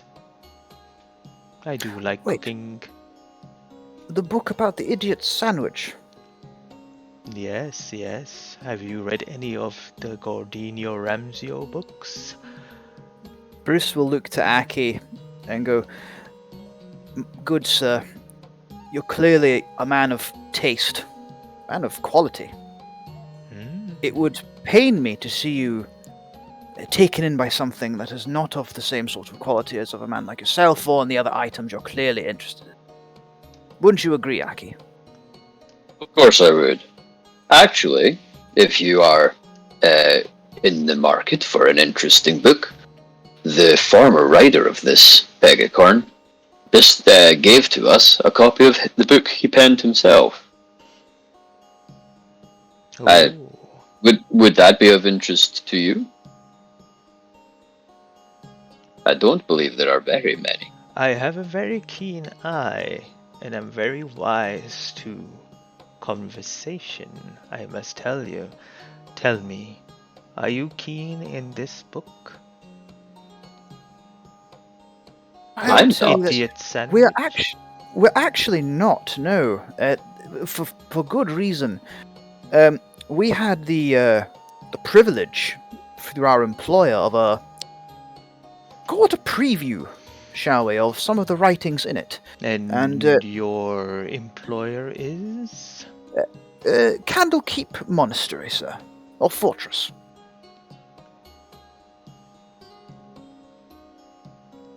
You don't even need to make a deception check. He says, this book is never been given to Candlekeep. It is only one of a kind. And I have seen Feminor around. Clearly he wants it for himself. So he must be here for the book. Are you with him? I believe Feminor is more interested in drinking right now and enjoying the party. Just look at him. He stopped stuttering. I think he's drunk. Well, Absolutely. if he's here, then he will only be here for a book. That is all they seek, the Candlekeep readers. Are you interested? Are you interested in annoying him just a little bit? If they are interested in the Fun book, teasing. I am also interested in this book. But this other book that you spoke about, do you have it on your possession? I do indeed. And Aki will pull out the working out your way to the seven heavens. And as you kind of I gotta pass, say, I panicked when you said that because I thought, did I have that in the bag of holding when everything in it was destroyed? there was actually multiple copies given to you, but anyway. So as he kind of looks at it, The gentleman who penned this is no longer with us. I can only imagine he succeeded in his mission, named in the title. How many copies of this book are there? I have seen, I think, 2. The books were delivered us by the Pegacorn. I believe they were left to us directly by the author, via Pegacorn, no less. It was indeed, yes, I recall. Interesting. I need you, whoever, to make a persuasion check with advantage. Oh. On you go. If you don't mind, of the two of us, it's neither as high as the previous rolls this evening. But okay, so there's. Oh dear God! What did you do? Are you have an kidding? advantage. Oh, thank God. Alright, let me just roll and see. Aki was talking Please to him don't and be actually advanced. spits in his face. I've rolled 2 nat 1s in a row there. Have you seen that? Yeah. Oh, Jesus. You see him kind of turn around and kind of wave to one of the 2 people that are following around. One of them pulls out a card and kind of, here's my card. Now, please continue to be in communication with me. Do you have some sort of card yourself where I could contact you or find you? We will be at Candlekeep for some time, I imagine. And Aki will pull out his pen and paper that he always has for a sketchbook and quickly write, Aki, Flammacaster, Candlekeep, and kind of a very rough drawing of a Dragonborn, and rip it out. Give it to him. And he kind of looks, Bruce, what is your last name? Woodlock, sir. Woodlock. Make a deception check. God damn it. Aki will try and distract him a little bit by quickly flipping one of the open pages in the book to one of the diagrams of how to perform an exercise. How could he possibly know He I'm really lying did about look this? like. He really did look that big. He says, Woodlock. Or did you mean Lockwood? I know I know I stuttered, but look at me. Do I really look like that Lord Darren Lockwood? Well, the rumor is he had a half-orc son. Indeed. Oh, By Jove!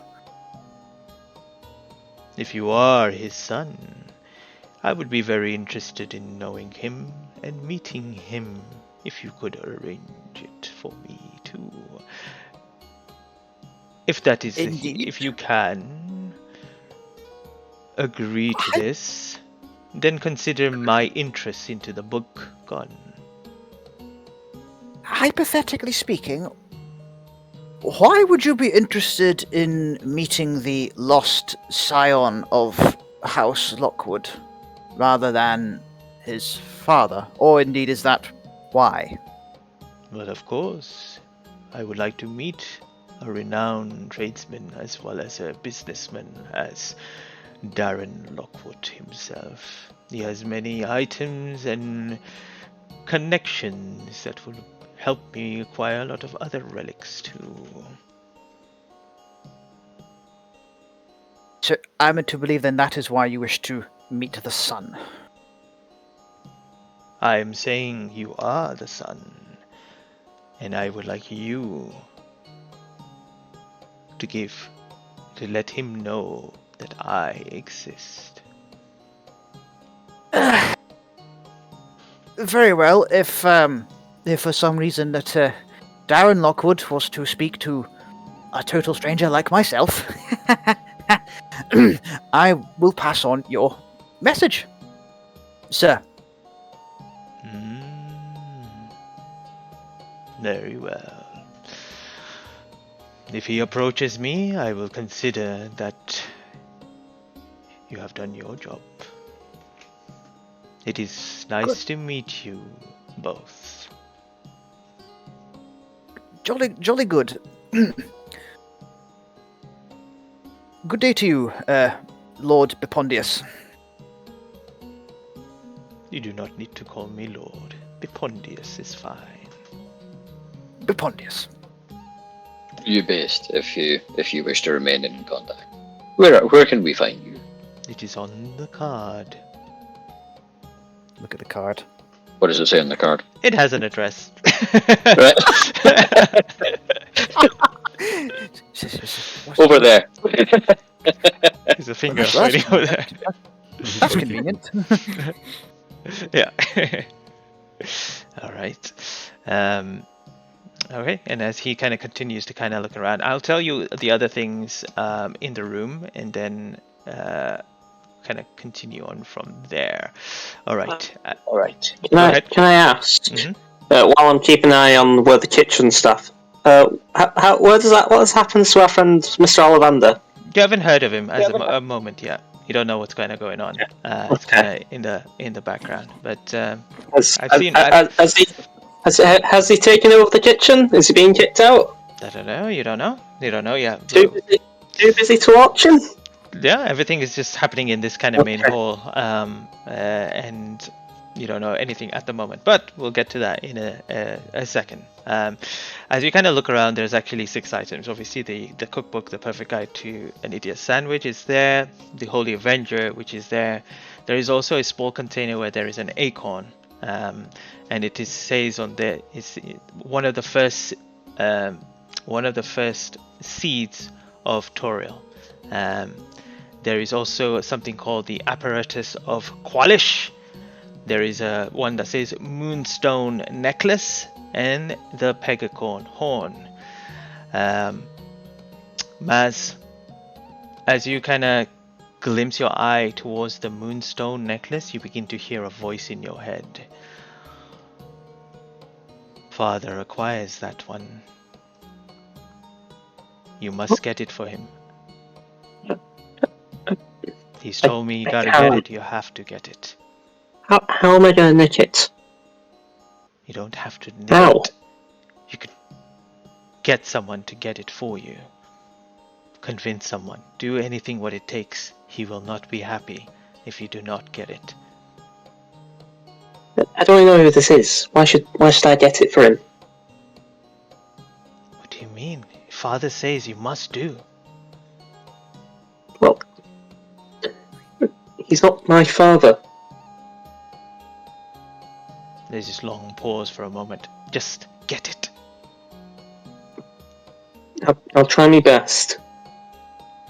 And then the voice Alright. goes silent. Can you, if it's possible, can you copy in the list of things that are in the room somewhere? 100%. I am doing that right now. Into the chat. Gotta take away a few things first. Thank you kindly.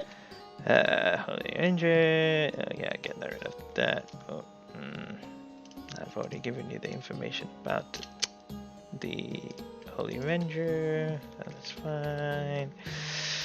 A person foolish, moonstone necklace. And I'll get rid of the boop, boop, boop.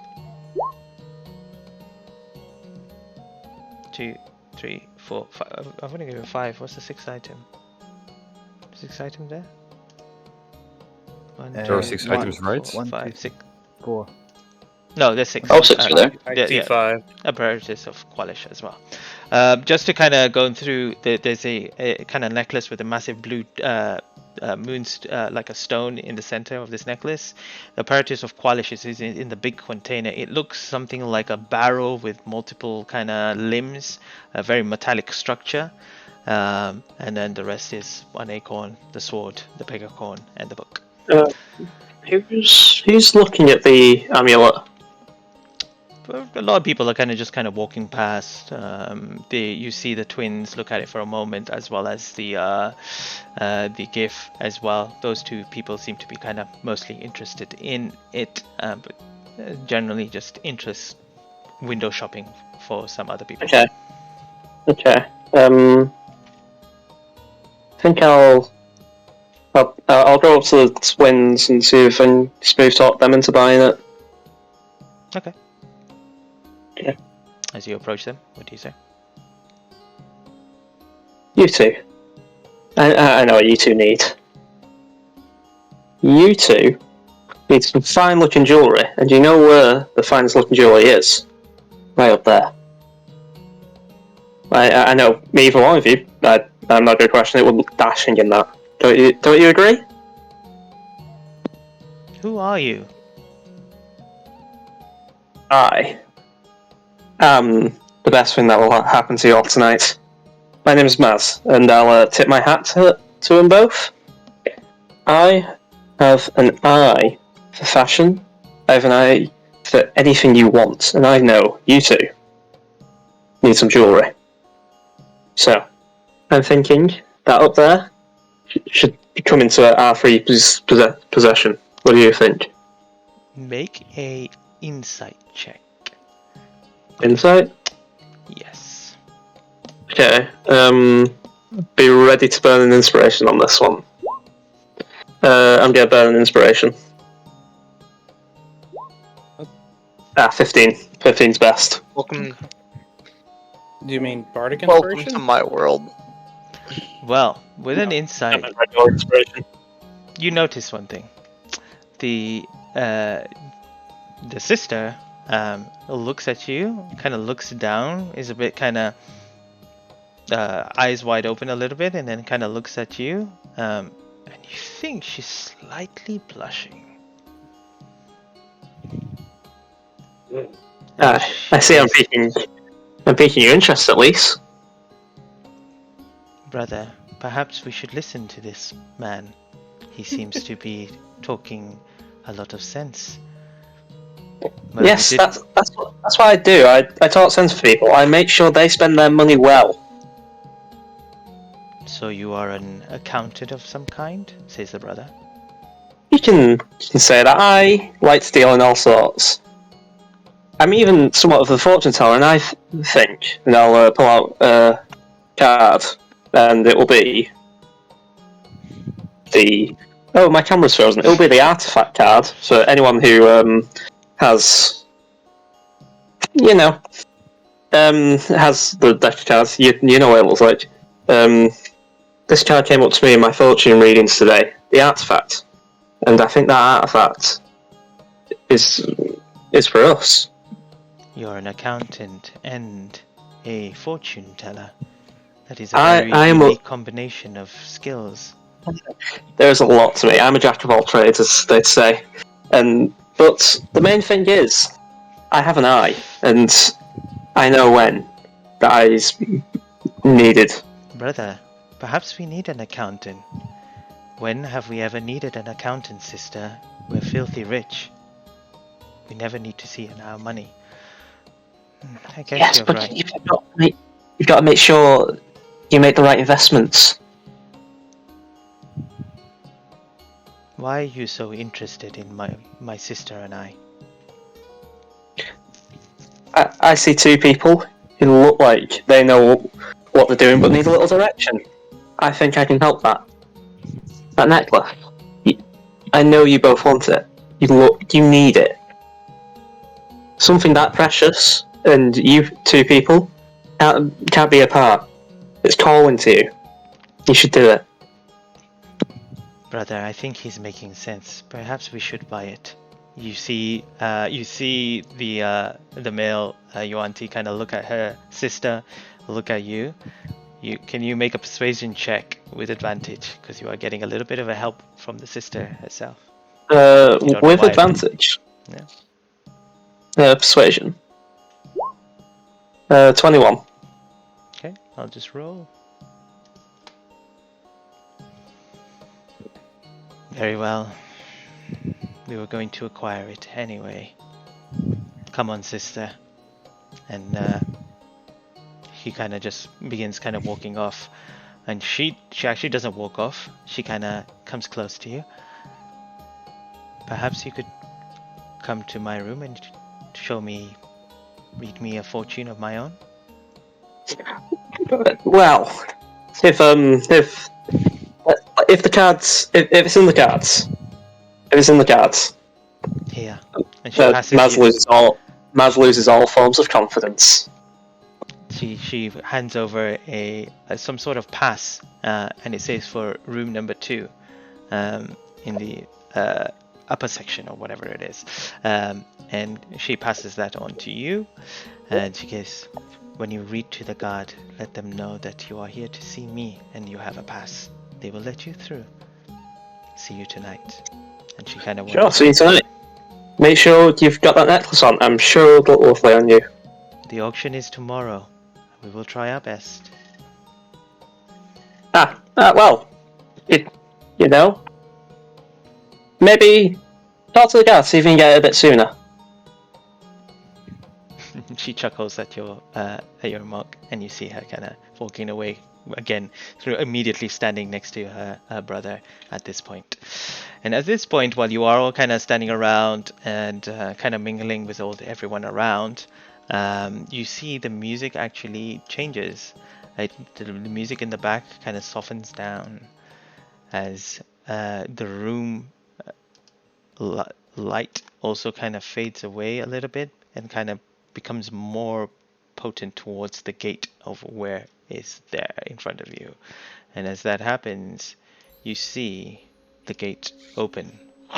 And as they do, you see the kind of light beaming through even more. And from there, you see a silhouette of a figure as they begin gently walking down towards you all. Where are we? Walking down the steps, almost defying gravity, is a being of absolute beauty and simplicity. Their bronze-colored skin that is touched by the lightest and the most transparent cloth that sticks to their silhouette. Hairless body, no genitals or navel, and a pair of wings composed not of feathers but of pages of parchment suspended behind them. As they stand on top looking upon you all down, they say, "Welcome to my humble abode upon this plane.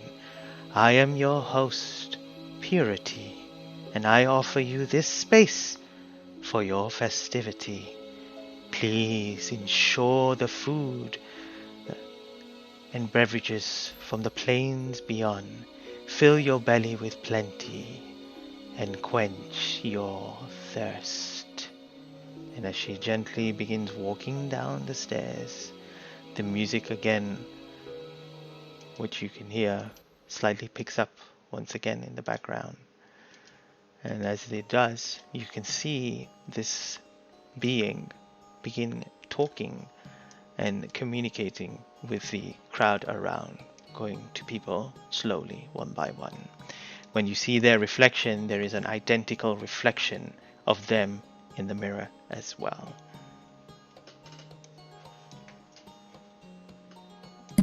That was out of this world, that's for sure. I have never seen a being like that before. I've not exactly like that. I mean, I've been around Celestials, but that's It's a not- different level. It's not that impressive, guys. Come on. You aren't impressed by that, Ruin? Not impressed, but surprised by that, or even I in mean- awe? It's. Why would I be impressed? That's a fair point, but Have you seen me? Yes. Yeah, exactly. He Anyways, gave us quite a I'm. shiv earlier. don't worry, my sorry. bag will always have room for you, friend. I'm gonna walk up to him, still with the disguise, and say, "You may have a problem." What happened? Okay, so I may have tried to get one of the auctioneers who are interested in the book kicked out. Oh, Only realised Okay. that the auction's tomorrow. I thought it was in like 20 minutes. Right. Shit. He could get back in. Also, he's planning on burning the book Well, if he buys it. that's not good. Oh, Should Wait, we- you don't suppose we could just keep him kicked out for another day? I know his face. I can cause more hassle. Maybe we Either can that, or you could persuade him pretend to that be the book him is if they try to let inflammable. him in. Nah, they'll know. They'll know. What if instead of going to the auction tomorrow, what if we tried to all hide somewhere inside here and take the book tonight? I'm just gonna turn around and look at you. You serious? This is... Everywhere's blocked. There's no magic getting through. And you want us to do that? It's just an idea. Think. I really don't hard. think we're gonna outbid any of these. And now that you've convinced someone to burn this book, No. He was going to burn it after he bought it. I was telling him he should hold up as a... He should keep it to laugh at it. That's what I was trying to get him to do. And then I tried to get him kicked out by the security by messing with the kitchen staff. Wait, how are we doing on the list of competitors So, me and that Yagu we talked got? to the Yuanti twins, and I think we've managed to convince them that the book was boring and they shouldn't buy it, and they seemed uninterested in the book. They might buy up Okay. everything else, but according Okay, to Yagu, what- they apparently have enough money to almost buy God, apparently. Yeah, Well, they said they could that's easily one buy die. everything and not care about it, so I assume. Oh, I may have accidentally got one of their room keys. Actually, How is that an accident? yes! Uh, How? no, Maz, you said you got one of the room keys. We might actually need that. Hmm? When okay, I tried checking on Darren, seeing if I can get anything on him. He went to the upstairs section, into his own room. He showed them a piece of paper, and he said his name. I couldn't go any further without causing conflict, so I backed off. If you're well, able to Bruce is invited up there. Yes, I was about to say, Alfred, the caretaker and the butler for the Lockwood estate and family, has passed on a message that he wishes to speak to me tonight. Are- do you have to go alone, or can you? Do you want to go I- alone? Don't I- think there was anything specific, was there? I'd rather not go alone, but I don't imagine he's going to allow me to bring all 5 of you up with me. Well, So Aki Alf- maybe can go with I you, w- since he seems to be the one. Aki has impressed Alfred, so I would ask Aki if you would come with me. Ruin can be hidden though. If you just give me a minute, leave my size out of your mouth. I I was will just saying you hide. can be hidden well. I will hide somewhere on your person, but leave Whose my size person? out of your mouth. I would prefer I guess it's safer to go with Bruce in case something happens to him. Well, unfortunate for you, and he sits back in his chair, kind of like this. Says, "Well, unfortunately for you, the suit I wish to have commissioned to bring here, which would have had plenty of room for you, was not made. So I'm afraid if you are coming with us, you can hide in Aki's jacket, and that's entirely up to him." I guess so. I mean, are you really that upset about the suit? Come on, it looks great on you. It was just bad timing, Ruin. I mean, hey, this looks great on me. I'm not gonna debate that, but Ruin, bad timing. I hate this abortion of a suit. What if we get you an I will... No. It does not go with my complexion at all. We can It get is you a new one. aggressively pink next to my green skin. Well, And I it's just solid pink. There's no trim. There's nothing to differentiate between top and bottom. There's no cut off. What the hell? Do you have not an ounce of taste? That's kind of messed up, Ren. You gotta admit that. In my defense, I did not imagine we would be bumping into his father. That's a fair point. And My secondly- father had nothing to do with this. Secondly, how do you know it was me? What if it was Maz? Maz was you. Bitch, no! There you There, go. That's there how we we go. know. Yeah. Mystery No. solved. And plus, Ruin, come on. Who else would also target me for this kind of color suit along with him, other than you? What? Well, I mean, I apologized. I said I was sorry. I'm not the one you should apologize to.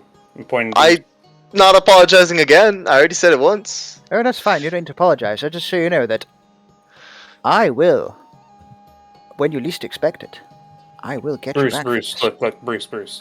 No, Is I'm that not a going. Already had enough of Is an ass that a threat? job himself. No, it's not going to be violent. This was not violent. I mean, the color's violent, but no. You've played a jape on me.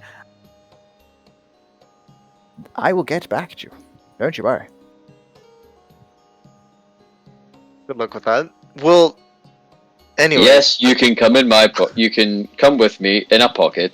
I can't promise you won't be covered in flake pastry by the time we get there, but that's not I going to can't be my promise your problem. pockets won't be empty when I'm finished eating your pastries.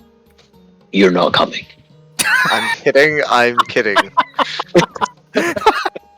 Also, why do we want Ruin to sneak into the room? I don't fully understand why we would want to do that. I don't care for sneaking in the room, but it would still be a pain on my neck to lose you guys.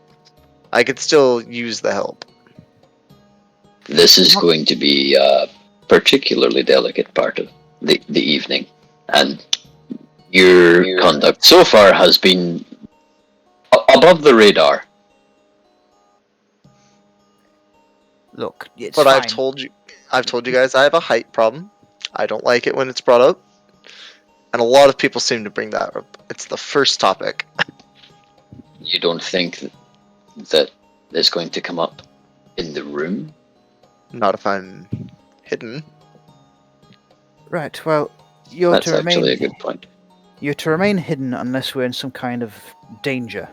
But we're just the only thing in danger is going to be my pride. So I mean, Bruce, Is your- from what you know about your father, does he have it in him to be violent towards you? no, Do never you feel... never raised a hand to me. No, if he's not violent, then I shouldn't have to come along. It sounds like you'll be fine. The two of us can go, Bruce. That can be enough. That will be fine. Just if Ruin wishes to come along, it's just don't say a word. I actually am gonna. I only wanted to go if your father was threatening, but if that's the case, I'm gonna see if I can talk my way into getting information on that sword up there again. I have a question before we go for you, Ruin. Why do you look the same in the floor? The floor appears to be showing. It appears to be showing us without I don't know, magic disguises. Uh, Is this because you're Fae? it could be. I would like to be honest, point out I am an elf, which I am technically from the Fae genetically. And you look different. Harold will say this in character.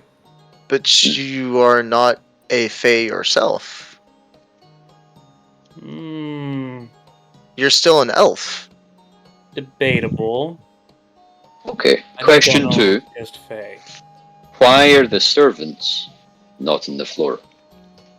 It could be that they're just not registered to be on the floor. I mean, this is that celestial being's event. It could be that this celestial chooses who gets invisible, and maybe they don't see Or their servants as a problem. He was in the floor. maybe the They. Celestials are magic themselves. Is it a soul thing? Maybe it's I the realize list that's a of, stretch. didn't like the person who let us in had a list of everyone. Maybe that's the only people that will get recognized by the mirror floor. Do you think it's a hidden weapons thing? It's either a security thing or it's a soul thing. I have no other ideas. I'm leaning towards security, if I'm being perfectly honest with you. No, who you're talking to, kind of thing, maybe. Could I investigate the floor? Yeah. To see if I can figure out what makes it work. Make an Arcana check. While they're doing that, I just want to test something out real quick. Could I try to get in between everyone and try to summon my sword? It's a floor. Summon your sword. Yeah, but I'm gonna try and do it like in between everyone. Make sure that I'm like huddled, like we're in a group huddle, and I want to like see if my sword can work. Alright. Goku could open his jacket and like hide it, maybe. As Oh, you- what's that in your What- jacket, Yagu? Oh yeah, it's. Wait, what we're wait, talking wait. about. Yogi's facing internal in a circle, flashing. As you focus on the sword, it does not conjure. Ooh. At this point, while you're standing there, Yagu and Maz, you both feel someone trying to squeeze in, and you hear a, excuse me, could I get through? Oh. Ah, there you all are. Hello. How has your evening been? Well, Relatively successful? we've got some people out of the books. May have ruined a man's reputation, and yeah. Well, Other one than of them that, might seems be good. going to the hospital, maybe, or not hospital. One might have to miss out on the auction tomorrow. His nose was kind of messed up. Well, What- the what? three. Was it a random noble, by the way? That wasn't any of the bidders. That doesn't help at all. Yes, there were three, technically four bidders that we had to do with. We've got the one T. Dealt with. I will be. Yes, we'll sort out the GIF tonight when I've spoken to my father. If he wants to put into contact with him. Ugh. What? So Your that will father take- is here. I'd rather not get into it, Feminor, please. Very well, very well. Well, I have 10,000 gold, so the less you manage to get it for, the rest of the money, consider it your payment. Right. Are there Good. price tags on any of the or suggested bidding points or whatever you have? Minimum prices for You the would items have out in the to room? find the person who is starting bids on the auction, the auctioneer. He will start a bid on a certain price based on the value of it. But yes, What is the estimated value of the sword? Do you suppose Holy Avenger? the I- Holy I- Avenger? I wouldn't know. I don't carry swords around. Find the auctioneer. What about the I know- book? Let's ask about the book. What's the supposed value on the book? Well, I bought enough, 10,000 gold. That was probably the highest we were going to bid for the book itself. So it could reach up to 10,000 gold.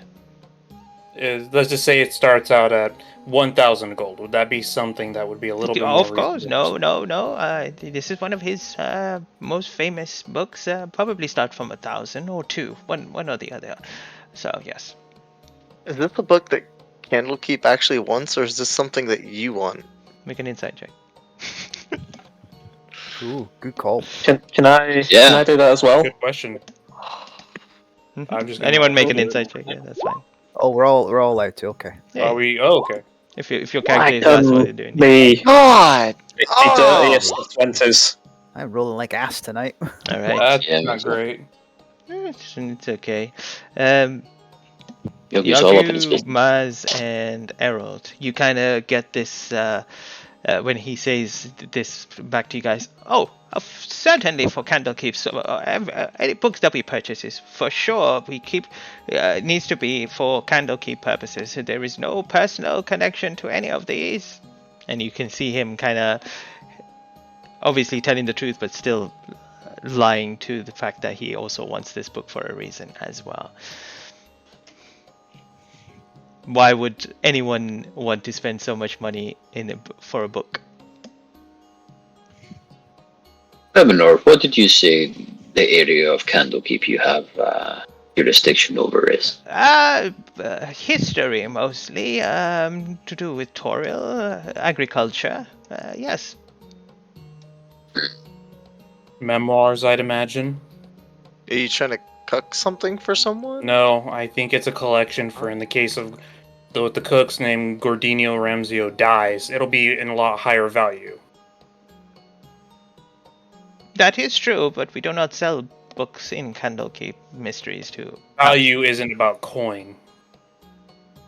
Value is about having something that other people don't have. If this Gordinio Ramsio ever gets out of the picture, only the great Candlekeep will have his last works that he only wrote once a year or once every long period of time. That's why I imagine that's part of the reason why the book is valuable. So it's less about usage and more about what's the term for it? Collecting while the value is low, in quotes. Yes, I guess you could see it in that way. It is good that we purchase it at a low price, and then rather than it for being high. Yes, yes, good analogy and understanding of the process.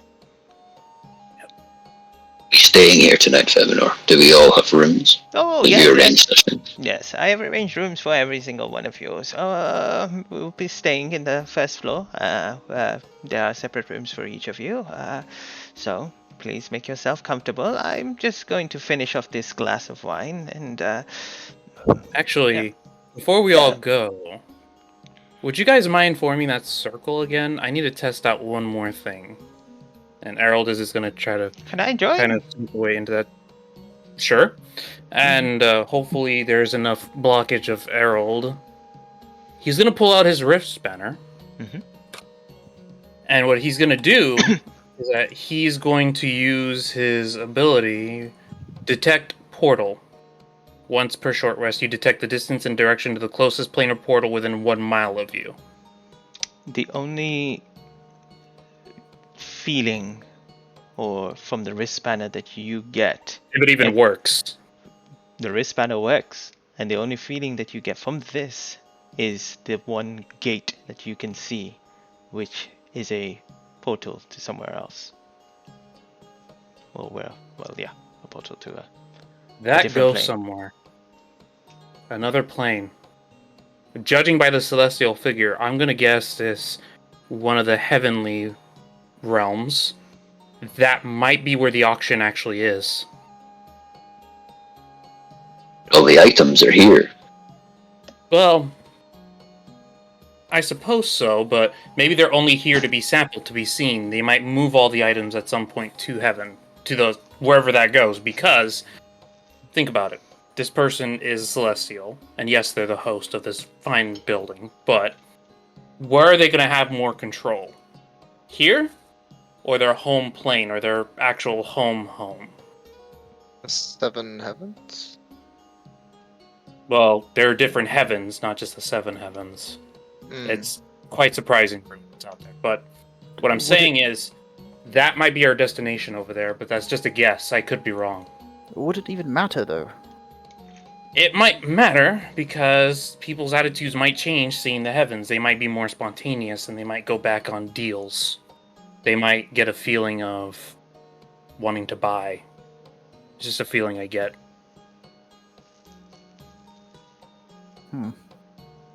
Well, it doesn't. If we just so long as we remove the people that Feminor wants us to have out of the running for the auction on the that particular book, I can't say it would make too much of a difference. I think we're so far doing rather well. We just need to finish the deal, so to speak, with Bipondius. I hate to say it, Bruce, but perhaps we should get it over with. Yes, I agree. Let's go. And as As soon as we can. go ahead. Just saying do that you- we'll be back soon. Oh, sorry, look. Do you want me to join? I can look like that butler friend of yours. Eavesdrop. Maybe provide support? Or should I just inspire you again? Sure, I don't think you'd be allowed in anyway. Fair enough. I imagine the real guy will be in there. Oh, that's a good point. And when we're going up the stairs, I'll just inspire him and do my own thing. All right. The evening comes and you all begin making your way to your room, and there you see, waiting outside of the hall is Alfred for you, Bruce. He kind of stands there waiting for you to approach him. Here we go. I walk up towards him and say, "Hello, Alfred. Master I'm- Bruce. I'm ready to see Father, as ready as I'll ever be." Very well. Please follow me. And he takes you upstairs towards the room. Aki, are you following? I'd assume so. Okay. As he's kind of walking along, he kind of turns around. Your father would probably want to see you alone, but your friend can wait outside the room if he wishes. Alfred, I was quite serious when I said that Aki has saved my life on numerous occasions. Anything that can be said to me can be said in front of him. Are you sure? Perhaps I will ask Lord Lockwood if your Alfred. friend would be permissible. Alfred, please. If it makes you more comfortable, of course, Master Bruce, I will ask.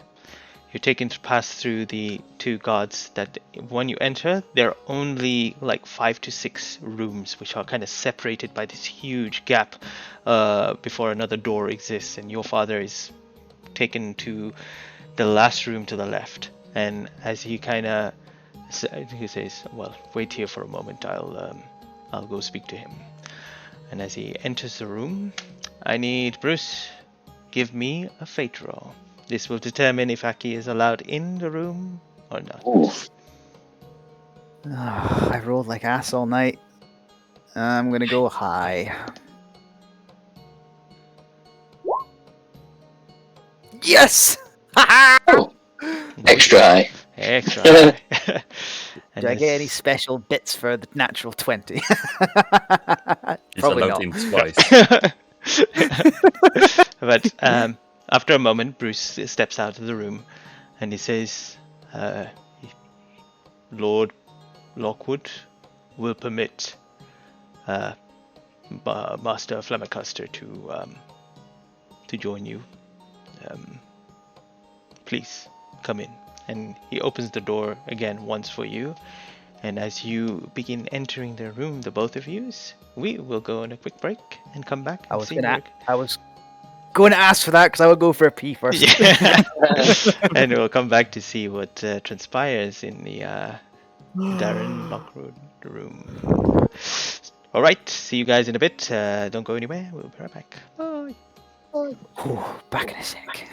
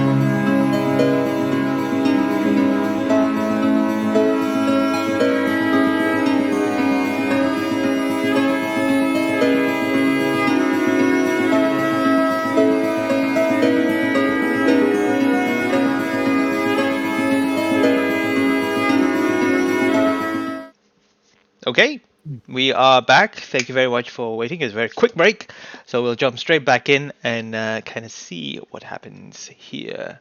So, as the two of you enter into the room, you see in the distance. What do you see in this room? You see a study similar to what you remember, Bruce. Your father, what your father's study looked like. You see hunting equipment adorned to the wall with different animal heads above each tool. A large rug made of a bear skin, not black, but a brown, large bear that makes you recall of moments of the mansion in Vermilion, and a large moose head above the fireplace, which is lit, and standing there, drinking a cup of tea, facing away from you, is Darren Lockwood, your father. Bruce will take a deep breath. He will walk up to a respectful distance, a respectful speaking distance, with his hands held in front of him like this. Father? See him drinking as he Looks at him, Bruce kind of looks at his feet at that. looks Aki forward. didn't move up with. Just stayed back toward the door.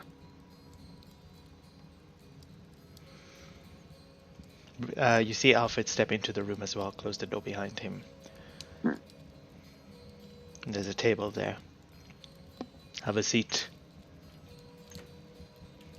Of course. And he will sit in the seat. I presume it's opposite Darren. Mhm. He sits down, so with his hands are clasped in front of him.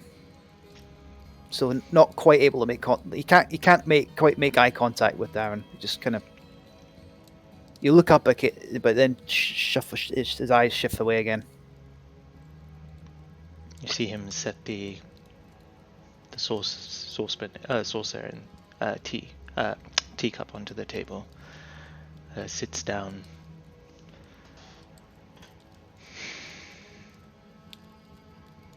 Do you still drink tea? Yes, Father, I do. Same Waves as towards I've always had. Alfred, and Alfred brings you a cup of tea, and he also brings you one, Aki, as well. At least you are still standing, but he offers it to you. Yeah. Aki takes it. So why are you here? Well, Father, I am here in the employ of of Candlekeep Fortress as a seeker.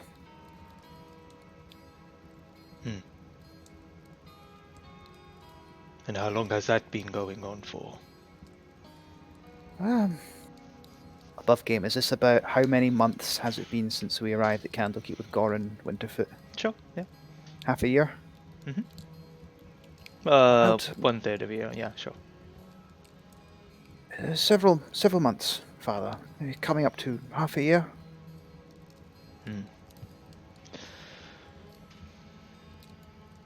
And what have you been doing for the past 10 years? That you since you ran away from home. I've been making my own way in the world. Do you wish for details? Please tell me the details. I've been I've been trying to find Mother's clan. The recent job offer with Candlekeep, the largest repository of knowledge in Faerun, seemed like the best lead I've had in years. And why is it that you could not ask me this? He doesn't answer. He's like almost a minute before he can bring himself to answer. It's like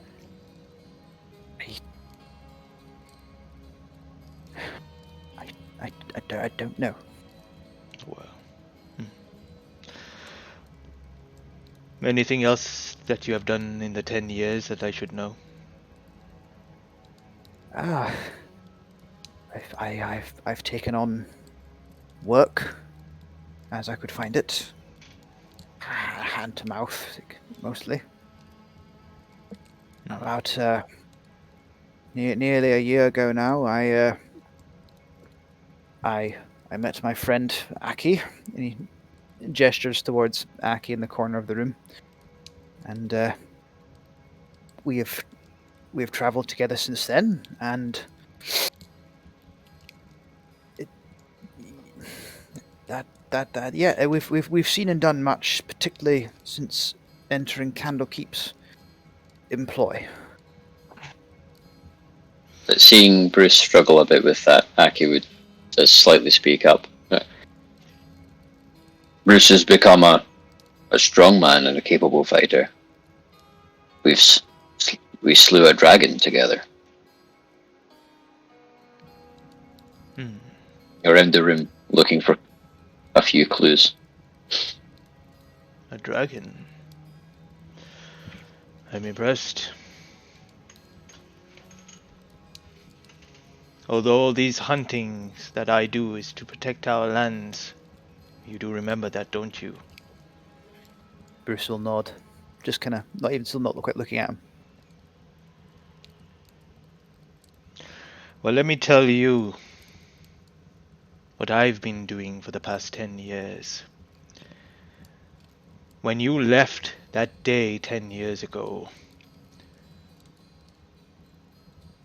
the word got out that you had run away. I'm not sure who, one of the servants perhaps, but the ridicule I received after that, people laughed at me, mocked me for not being able to even control my own family. I was this close to breaking into a higher society. But for some reason that you decided to run away,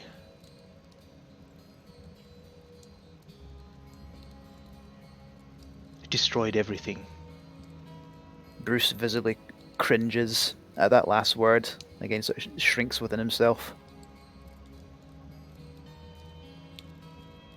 So as you have been exploring, slaying dragons, I have been clawing my way back into the society. Everything that was torn away from me, every person that turned their face because of what they heard about our family.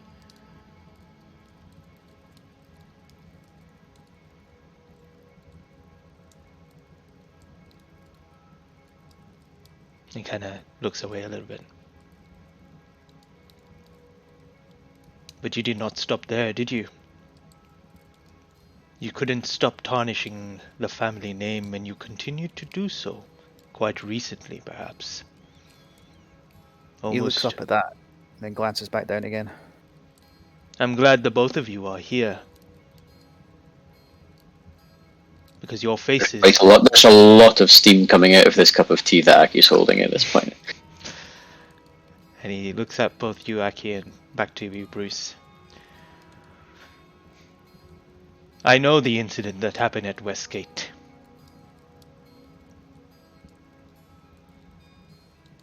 And once again, you tried to tarnish our name by escaping. The money that I had to spend to stop them from posting your faces onto the wall. You must have noticed by now that you haven't seen many of these posters around. Yes, father. What you probably would not know, and he looks towards Aki, is there were injuries in that fire, and your bounty was very high.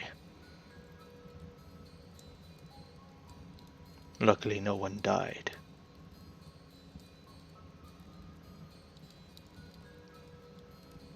imprisoned for how I looked.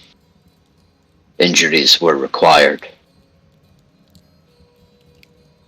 So is this the type of people that you keep with? Bruce will nod, just... Yes, Father. Aki has saved my life on numerous occasions. I trust him with my life. He is... he looks at Darren this time and goes, Aki's been as a brother to me for some time now. Then he glances back down again, not quite able to hold his gaze. A brother, yet no blood.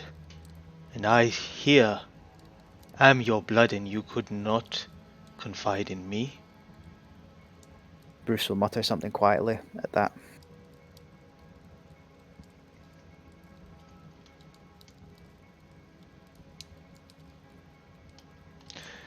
He just mutters. I'm just waiting to see if he asks him to speak up or not. Doesn't say anything. And then he says to you, why are you here at this auction? As I said, Father, I am here in the employ of Candlekeep Fortress. And what do they want? One of their great readers is here for the auction and wished for us to be a guard detail of sorts. It's probably for that book.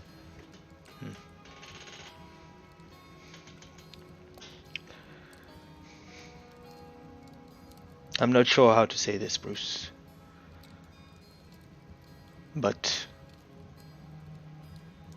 things have changed a lot, and you may have seen below. I've come back far. All my dreams have almost been accomplished. But the things you do beyond these walls with our name, I cannot allow it anymore.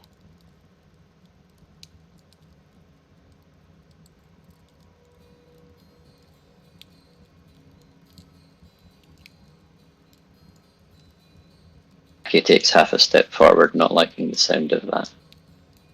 Bruce hasn't moved. He still looks kind of very withdrawn into himself, looking at his feet with his hands clasped in front of him. I'm speaking to you, Bruce. Hey, Bruce nods. He glances up again, but still shuffles his eyes away from meeting his gaze directly. Like he's able to just catch his eyes occasionally, but then he has to look away.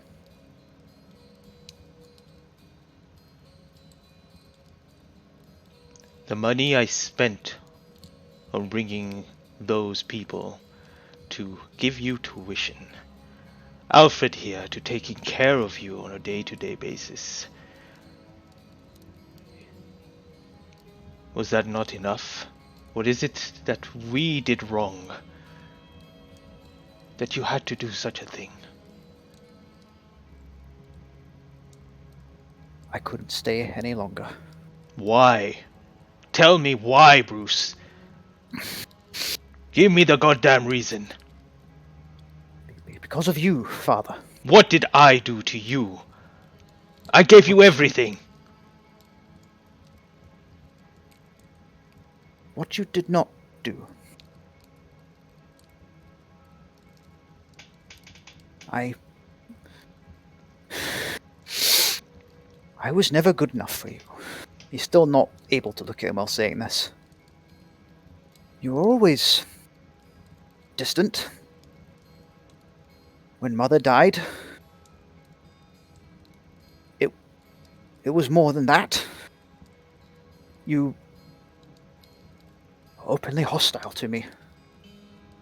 Like you were ashamed of me. Constantly disappointed in everything despite my best efforts. I learned to speak new languages. That wasn't enough. I had to be able to write it and everything, even though I struggled with that. You wanted me to hunt, and I became a capable hunter. I just wasn't as capable of killing when it came down to it, because I didn't want to hurt them. I learned how to fight, but it wasn't the method of fighting that you wished me to learn. It needed to be refined, and I was not. You wanted me to be able to mingle with people like us, like you. But I was far too anxious to do so.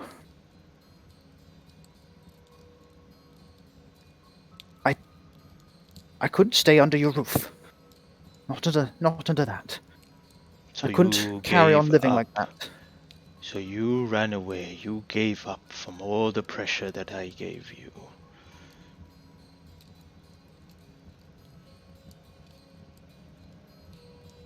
I I didn't. was not disappointed in you, Bruce. I wanted to ensure that you would become the man that I would leave once I am gone.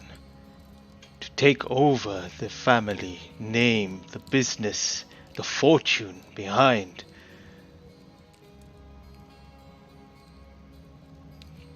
But you could not bear it? And you speak of your mother? The reason why I couldn't look at you because you reminded me of her. Every moment. I loved her. I still do. I loved her too, Father. And you said it yourself. Every time you looked at me, you could only see her. And you couldn't bear it.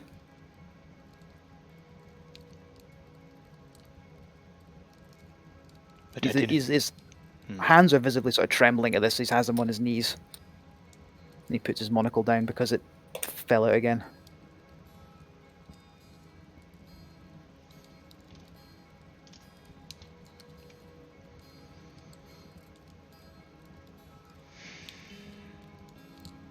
I am in a hard situation. He looks towards Alfred.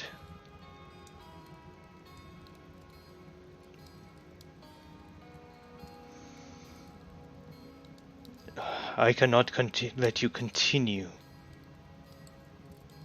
to do things that will tarnish our name.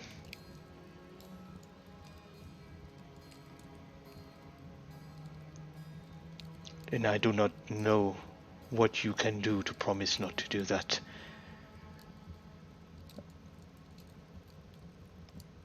But The last 11 years have not been particularly easy for me either, Father. As you said, stripped of my title, such as it was, and privilege. I did not try to hurt your name. But I don't know what else I am to do when I am attacked by things I cannot comprehend at times. Things I can barely understand. Or how am I to respond when every town I go into sees... Well, they don't see the human in me. They only see the orc. Much like yourself.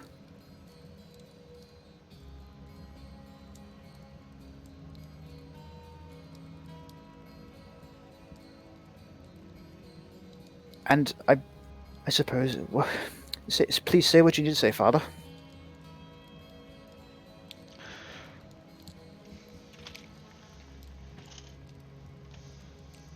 when I married your mother, do you believe that I cared what society thought? No. She was I the don't. she was the purest thing She was. to me. And when you were born, it was even better. But without her, I became broken. And there was moments, like I said, seeing you would just remind me of her.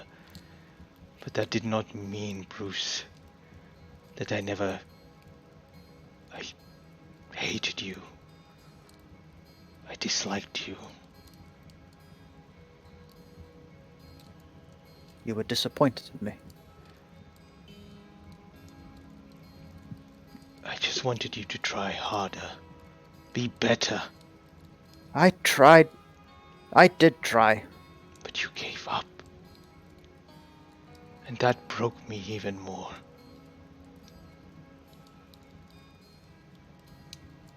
Did you send anyone to look for me? He looks towards Alfred. When you left, I waited for many days for you to return, thinking you were just having a little tantrum and we would return home.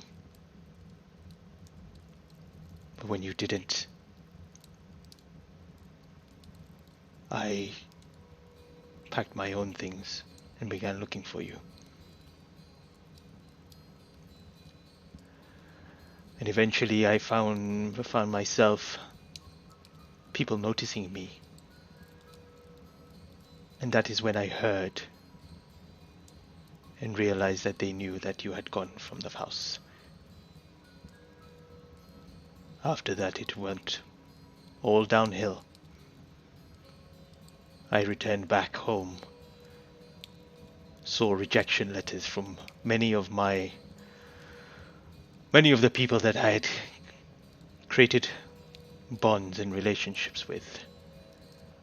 And to make it even worse, that Cornelius Featherbottom, he heard.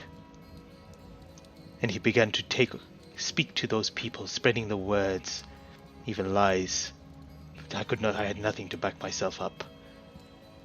Because it was the truth. You had gone. You had left. I could not work, I could not do anything. I struggled. I visited your mother's grave day in, day out. I wept.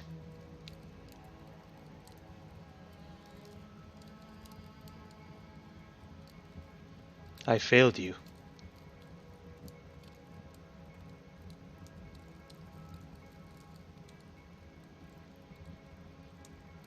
Bruce will look up at that last comment. He's never heard his dad admit to have done anything wrong ever. But just for a moment, and then looks away again.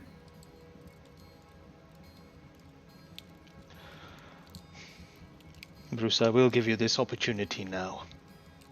Return home with me once more. Take over.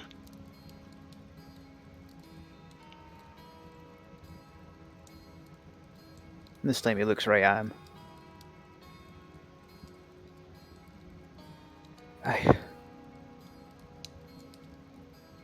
Father, these things you're telling me, why did you never say them before? When I needed to hear it?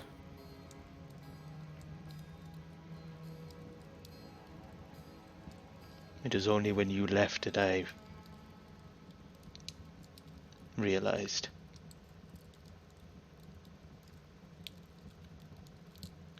I eventually heard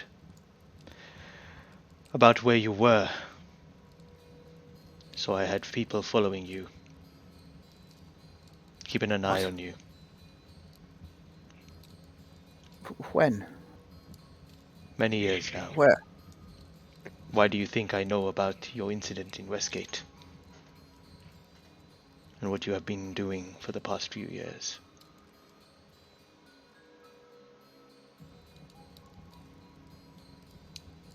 I just thought it was I just thought you saw the posters.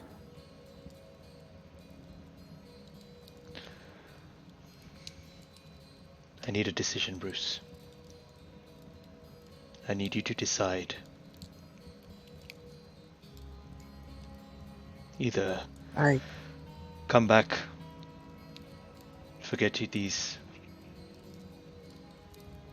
companions you are with, return home. Could I insight that last comment with the way he sort of paused on companions?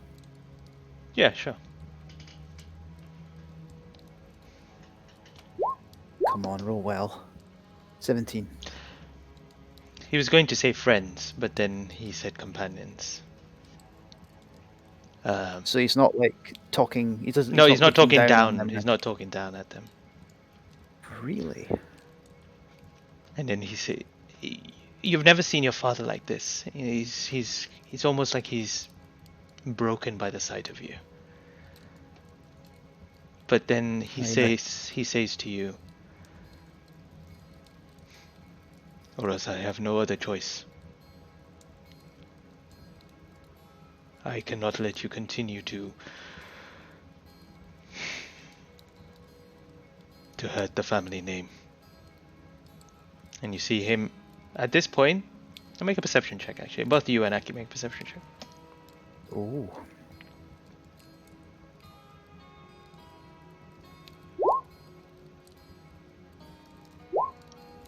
Bit distracted.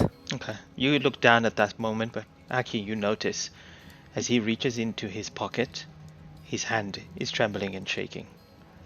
And he puts his hand in his pocket and he pulls out a piece of parchment and puts it onto the table.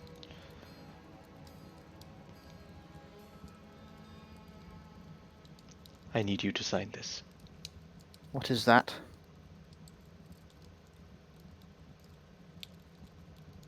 Do you pick it up and read it?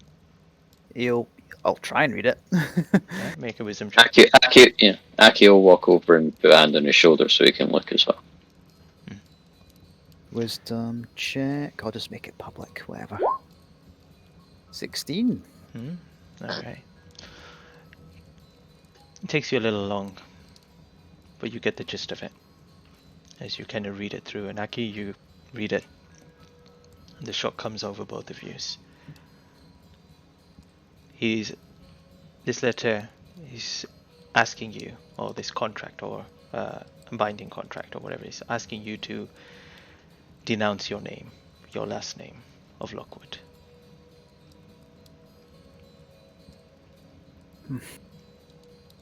Could I come to a decision by tomorrow after the auction?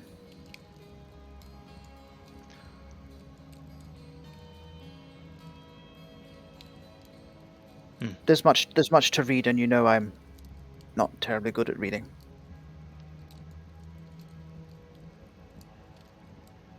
Very well. I'd ask someone to go over it with me, make sure I don't miss anything. You hear at this point you hear a knock on the door. You see Alfred go and open it, and there you see a young boy kind of step out. And he says, Papa? And he looks,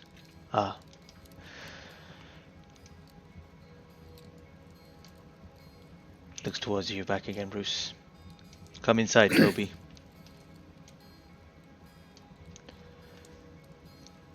I see. He's human? He's human. And what do you see, Bruce?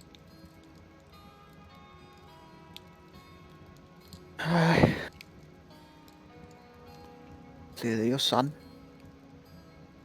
The son you wanted. He is not my biological son. I married another woman who was already with Toby. See. I will introduce you to her. But in what manner, that is up to you. Bruce wipes his eye at that. A found family.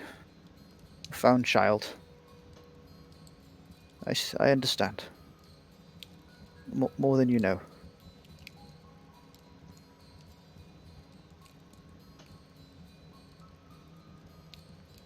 In the interest of complete honesty, can you give me a second, please? I'm going to spend a rage point. Okay. There'll be a brief flash of that blue bear, just that envelops him in briefly as his eyes kind of glaze over. He opens his eyes again, and he's not cringing anymore. And he leans right towards him this time. All right, Dad. Don't think we've met properly. Bruce, I'm confused. What is this change Yeah. of behavior? Yeah, I was confused. He was confused for a while as well, you see. I'm what you made. I live here. I suppose you can say we share this body. I was made. Well, what was the incident? Oh, yeah. The inciting incident for me. You saw that image of that bear? Remember Steel? Nah, you don't remember her name. She was just a beast. When you put an arrow through her neck, what you did to him, and on top of all the other things you did, that created me. I come out whenever he needs protecting. Well, recently he's needed less protecting. You know, we nearly had a little girl ourselves not long ago. Did your spies tell you that?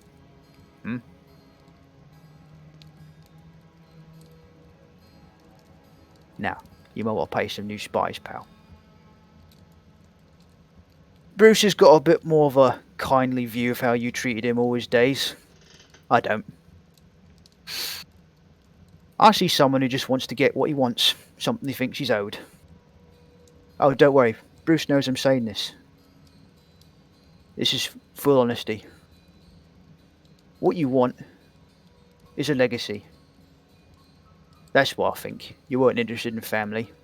If you're really interested in having a son, having a proper family, and Toby lad, if you don't fit in, by the way, same thing happened to you. Force you to leave. Well, he might not force you, but you'll feel forced. Fact is, I didn't fit in with this grand plan of yours because I wasn't what you wanted. And you drove us away. You drove him away. I didn't make that decision to protect him, that was him. As far as I'm concerned, I'd sign that paper straight away. But it's not just me got to make that decision. You'll get your decision tomorrow after the auction. Me and him will have a bit of a chat. But until then, kindly fuck off for the next day. You see him get up and walk towards Toby. You can see Toby is a bit confused by the situation and is a bit scared. He's a very young boy, probably age 10. And you see him rest his arms around his shoulder. And then he speaks to you and he says, Bruce. Now, Bruce. You're big on names. Get mine right. Come As back he leans home. back in the chair. We will get you help. And we will get rid of this illness if it needs to be. Huh. Illness. You made me. I exist because of you.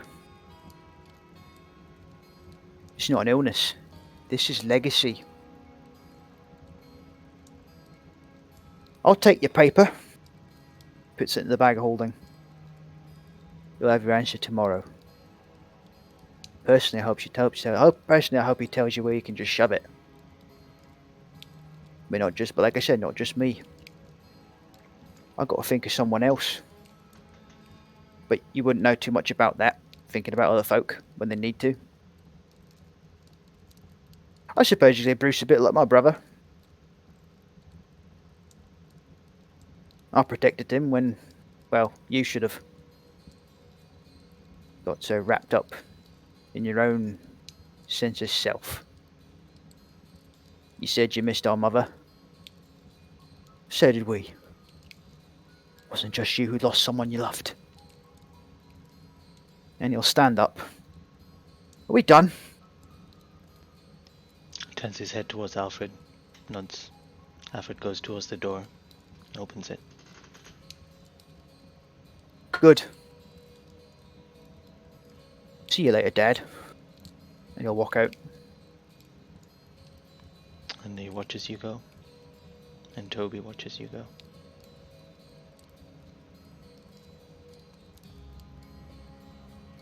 Afaki's left standing in the room. The door is still open. I don't know. Do you want to say something to him? I guess you go over to Alfred, hand him the tea in the saucer, and turn back to Darren.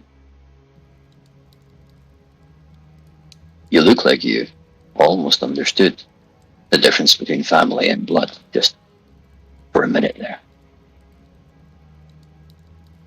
You want to climb socially. Your son's favored by the gods. He doesn't have your limitations. Now turn and follow Chris.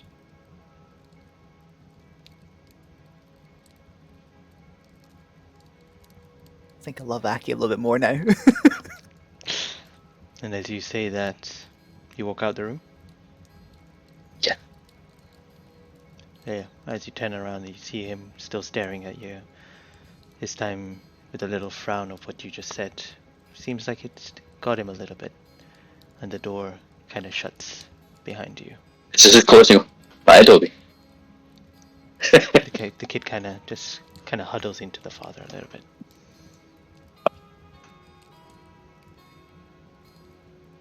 As you're catching up, I imagine Bruiser gets out sort of at the bottom of the stairs. I don't know if Alfred or whoever was coming after him or not, but I'm assuming he's still back there. He gets him at the bottom of the stairs, just when you think he's out of sight. He just sort of collapses on his knees, just.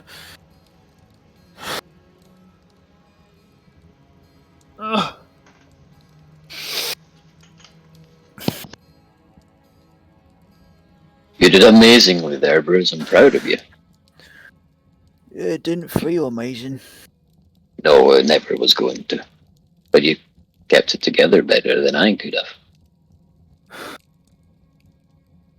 Well, I've not had much fight in me recently. Bruce insisted I pop out. I didn't want to say no. I think it was the right call. I don't know. Don't think We we'll needed ever to know. meet you. We needed to meet you. Yeah, sorry I've not been around a while. He told you why, didn't he? Of course he did. Yeah. Pretty much word for word. That's why I've not been out. I don't particularly want to be out just now. Feels like moving just hurts right now. Trying to take another step, like it hurts, you know? And I've been stabbed before. I've been stabbed a lot. I'd rather get stabbed again. That's what it feels like. Because I don't know how you fight something that doesn't come at you. It's just here.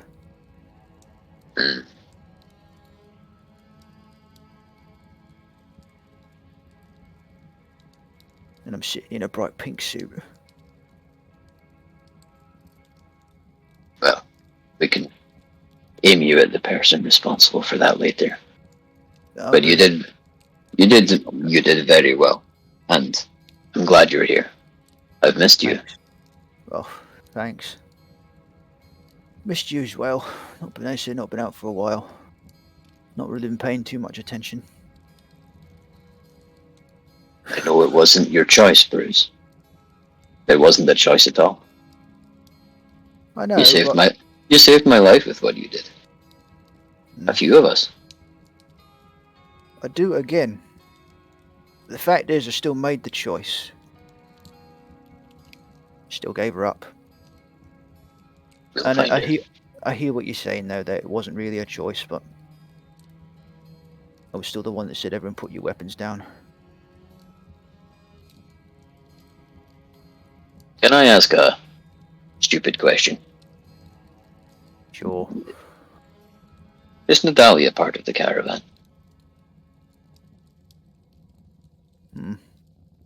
I hope so.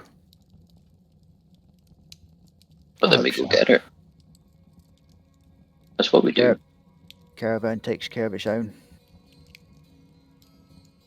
You know what else caravan gets to do? And you get the chance now. Hmm.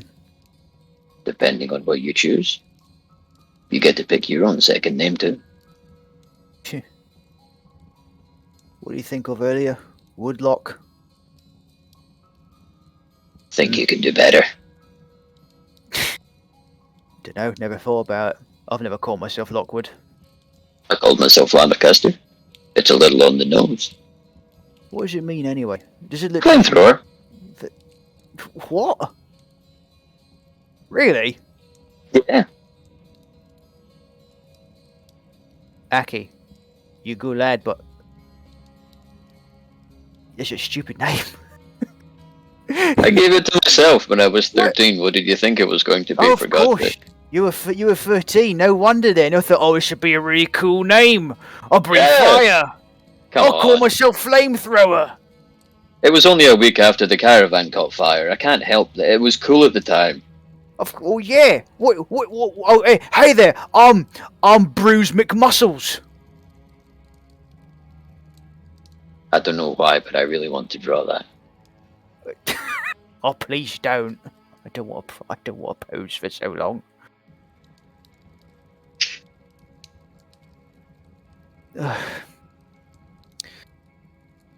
Right. What do you feel like doing now? Dunno. I'm out. Want to find a beer? Yeah. Tempted to just have a cup of tea and go back, to be honest. You can do that if you'd like. I'll have a beer first. Big one. Like a big stein, you know. Not one of these little Good. pints. Good man. And Bruce will get up off the floor and walk with Aki to go and find a stein of beer. If there's any that can be found. No. He'll throw it around his shoulders and come on, big muscles. Yeah. Bruce Green Muscle. That's basically what your naming convention is. Yeah. Don't hate on the name, though. It sounds cool when you don't know what it means. Yeah, when you're 13.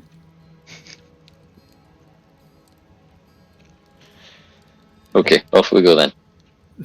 And as you make your way down the steps to look for some beer or something to drink to kind of wash away and of what just happened, we will continue this nightly event next week, where we will see what other business happens this evening before transitioning to the next day where the auction happens. But until then, thank you everyone for watching. Hope you enjoyed today. It was another kind of intense session and a lot of conversation, a lot of good rolls actually, good persuasions and stuff like that. That's pretty good. We'll see what happens with that. And thank you for Darren Curtis for his music and James Webster for the arts that we use throughout the games. And I guess see you on Sunday for Return of Barovia, or next Tuesday for another Candlekeep mystery. So take care. Bye everyone. Night. Night. Boy.